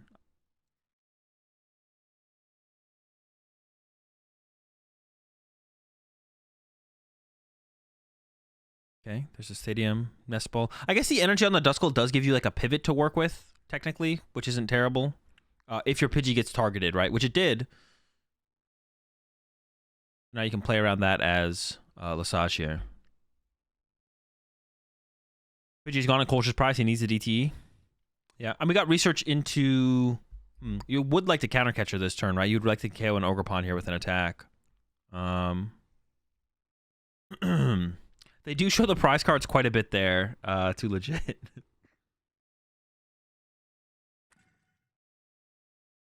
Man, I already ran out of water. Didn't I just go fill this up? All right, we got the Candy Nor. We got second turtle. Gotta have second turtle. Ooh, maybe not. Oh no, you gotta have it. All right, in research, we're looking for. We can win the game. We can win the game with the combo play with punching the active, right? We don't have to have counter catcher, but I would assume no double turbo. I would assume counter catcher is better. That's a pretty big. Oh, we got Dippity still. Hold up, we're not done. We're not done. Dippity is available. Did Lesage forget about Pheasant Dippity? Because he seems like he's like, well, I don't have anything. You could also burn. Yeah, what do you want to bench the Hoot Hoot? Because you could use this Noctowl to go get counter catcher. You could play Poffin to go get Pidgey. Okay, I think you just realized. Wait, I have Dippity. Oh, no double turbo! Yikes! Okay, this now you're falling pretty far behind, right? Especially if a 2-prize knockout happens on this next turn. Is there an energy lotto? There might be. I'm not sure. Yeah, we could have thinned out with Noctowl and the Nest Ball before we went into the Dippity draw. To be honest, I don't want to say that's for sure correct because like losing your owl is pretty bad, but energy lotto moment. Honestly, yeah. I don't know if Lesage plays it though. You had to thin first. If you miss, you just lose. I mean, that's not quite how it works. Like, no, I don't. I mean, that just isn't how it works. Like, maximizing your outs for a single play in a game doesn't maximize your outs to win the game. Like saving a Noctowl for later when you don't have Pidgeot set up is pretty good. Like, you don't want to burn all of your owls. Yeah, I don't know about using the Noctowl there, but like if you want a counter catcher, if you're trying to counter catcher there, then using the owl, I guess you go get counter catcher and something else.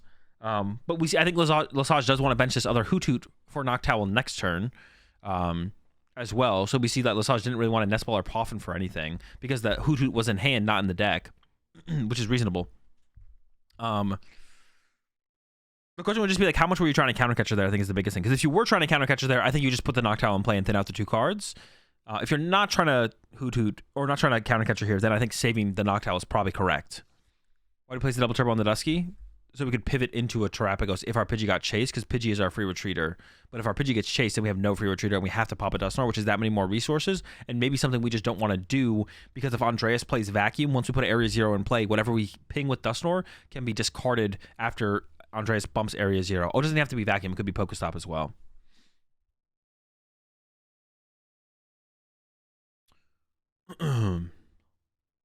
Appreciate the 39 months there, Baja. All right, we got Concealed. Here comes a catcher. I mean, you go KO Pheasant Dippity here if you get heads, right? I assume. Looks like it was a Tails. Has a Trek and Choose in hand. Does have you want to get the Greninja off your bench, right? You don't want Greninja in play here as Andreas. So you want to get rid of that. If you can get rid of that, you could still lose. But actually, no. If you get rid of the Greninja, can you lose? Like if you just draw 2 prize cards every turn after this turn? Because there can never be a double Nor pop, right?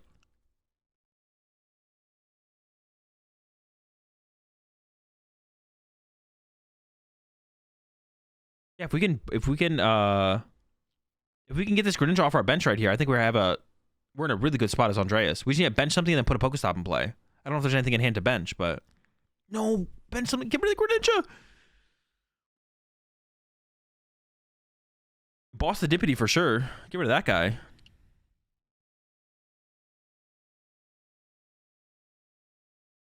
Do they have nothing to bench? I think they have a Raging Bolt in hand. It still hurts a lot though on Zach's side. I probably gotta get rid of the turtle here, right? Turtle's gotta go. I didn't see anything in hand. I thought I saw a Raging Bolt. I could be capping them. We did have a Vessel, so we could have drawn with Ogerpon first as well, I feel like. I can't tell what's at the back of the hand. There's something there, but I can't tell what it is. But we can keep one of these. No, don't keep that grass. Wait, is this 2 turns in a row now? Andreas has kept the grass on the... That's not the right one. Okay. Okay, even though we didn't bump the Greninja, how does Zach win? Zach can go KO Ogerpon. Yeah, actually, okay, hold on. Maybe it's not as big. Maybe it's not as big of a deal as I thought to get rid of the Greninja.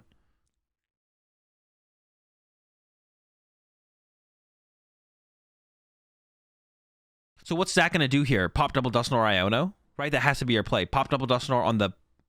Oh, you can pop double Dusknoir on the bench Raging Bolt, KO active Raging Bolt with Ursaluna. That's pretty brutal. That's a lot. That's pretty good. That's a pretty good play. Yeah, KO both Bolt and then try and win next turn. Okay. It's a good play. Man, dude, this matchup, there are so many super powerful plays for Terapagos in this matchup. This is actually, like, gross. Doesn't he keep grass because Zach would kill Ogerpon, but can't kill bolts with Pagos? No, because in this situation, we're seeing the only real good play Zach has here is this play where we KO both Raging Bolts. The grass energy should definitely be on the Ogerpon here, 100%. Because this is the only play that Lesage has is this combo play, which involves KOing both Raging Bolts. His other Iono is prized. No, is it really? Oh my! Well, the judge. Get the judge involved. Not the judge, but didn't someone say that Zach plays the judge? I mean, either judge works here. If you can, yeah. Get a game loss on Andreas, or just play the judge. Shuffle draw 4. You can get it from prizes. True, we can get it off the prize cards. We can double Dusknoir, get it off the prize cards. That works. Okay. We're still in it then here from Zach to find the Iono. The Iono is definitely big. We definitely want the Iono here.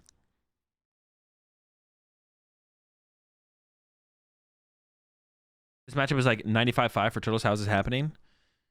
Honestly, it could have been worse for Zach. It could have been worse. If Andreas had been a little bit more aggressive and found Asada, it could have been worse. Did we get the Iono? We did! All right. We're cooking. Some Poffin, some Stretcher. Got to get rid of this Pokestop as well, but we have the Area 0, so we can do that.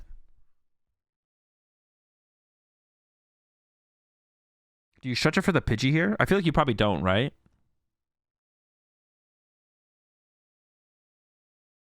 He takes from the top. That's the bottom for Zach. The prize cards for us are flipped for Zach. The 2 prize cards Zach took were the bottom 2. No. The prize cards Zach took, they look like the top from us, but they are the bottom for Zach because the camera they have set up for the prize cam is flipped for Zach, but it's not. But Andreas, it's correct. He drew his prize cards bottom to top.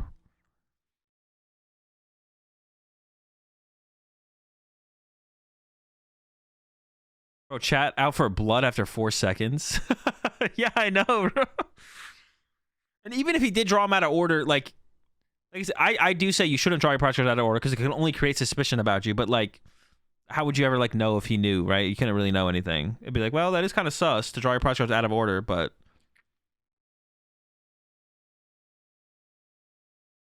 ooh, Dippity's decent to get the reset after your Iono here. Chat knows. True. All right, the bench is getting pretty. We're just thinning out these cards out of the deck. Makes sense. Save that owl for later. There's the Iono. Oh boy, Andreas. I think Andreas did have Pheasantipity in hand, so Andreas could have also benched Pheasantipity. I guess you leave Greninja in play here as Andreas, but this is gonna be honestly. Andreas needs a lot here. Could just KO a 1-prizer though. You could just KO like a Hoot Hoot to win or something. Dippy for 3. You got Fez off the prizes. Oh, you're right. Fez was prize. You're right. I don't know what card I saw in hand, or I thought I saw in hand. All right. This is it. Can Andreas draw the nuts this turn? We need a prime KO. I can't tell what that card was. I think it was a Stretcher.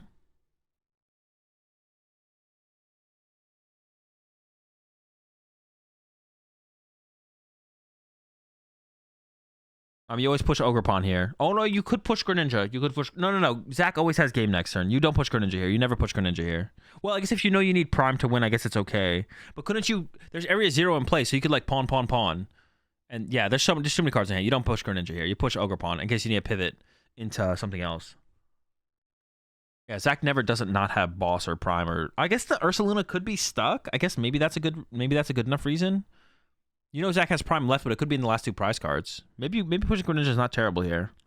Because it is likely that if Andreas wins this turn, it's through like Prime on Hoot Hoot or something, I guess. All right, doing some more cooking.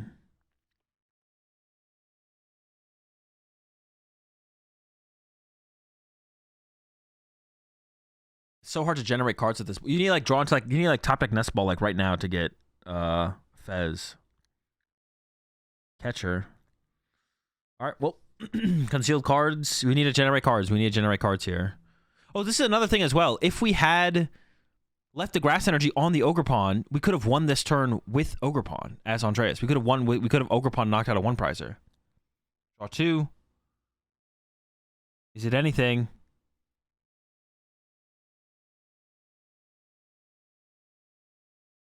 It's nothing. That's it. That's game. We know Zach has the prime catcher in hand. Pass. Draw. 1 billion cards in the hand. Switch prime. Holy. Oh, I guess we did need to move the Ursaluna again. I didn't even realize that. You had to retreat. There's no free retreater on the bench. There's no Pidgeot. That was yeah, it was a pretty big comeback there. Man, that matchup seems insanely good for how do you lose as Terapagos ever?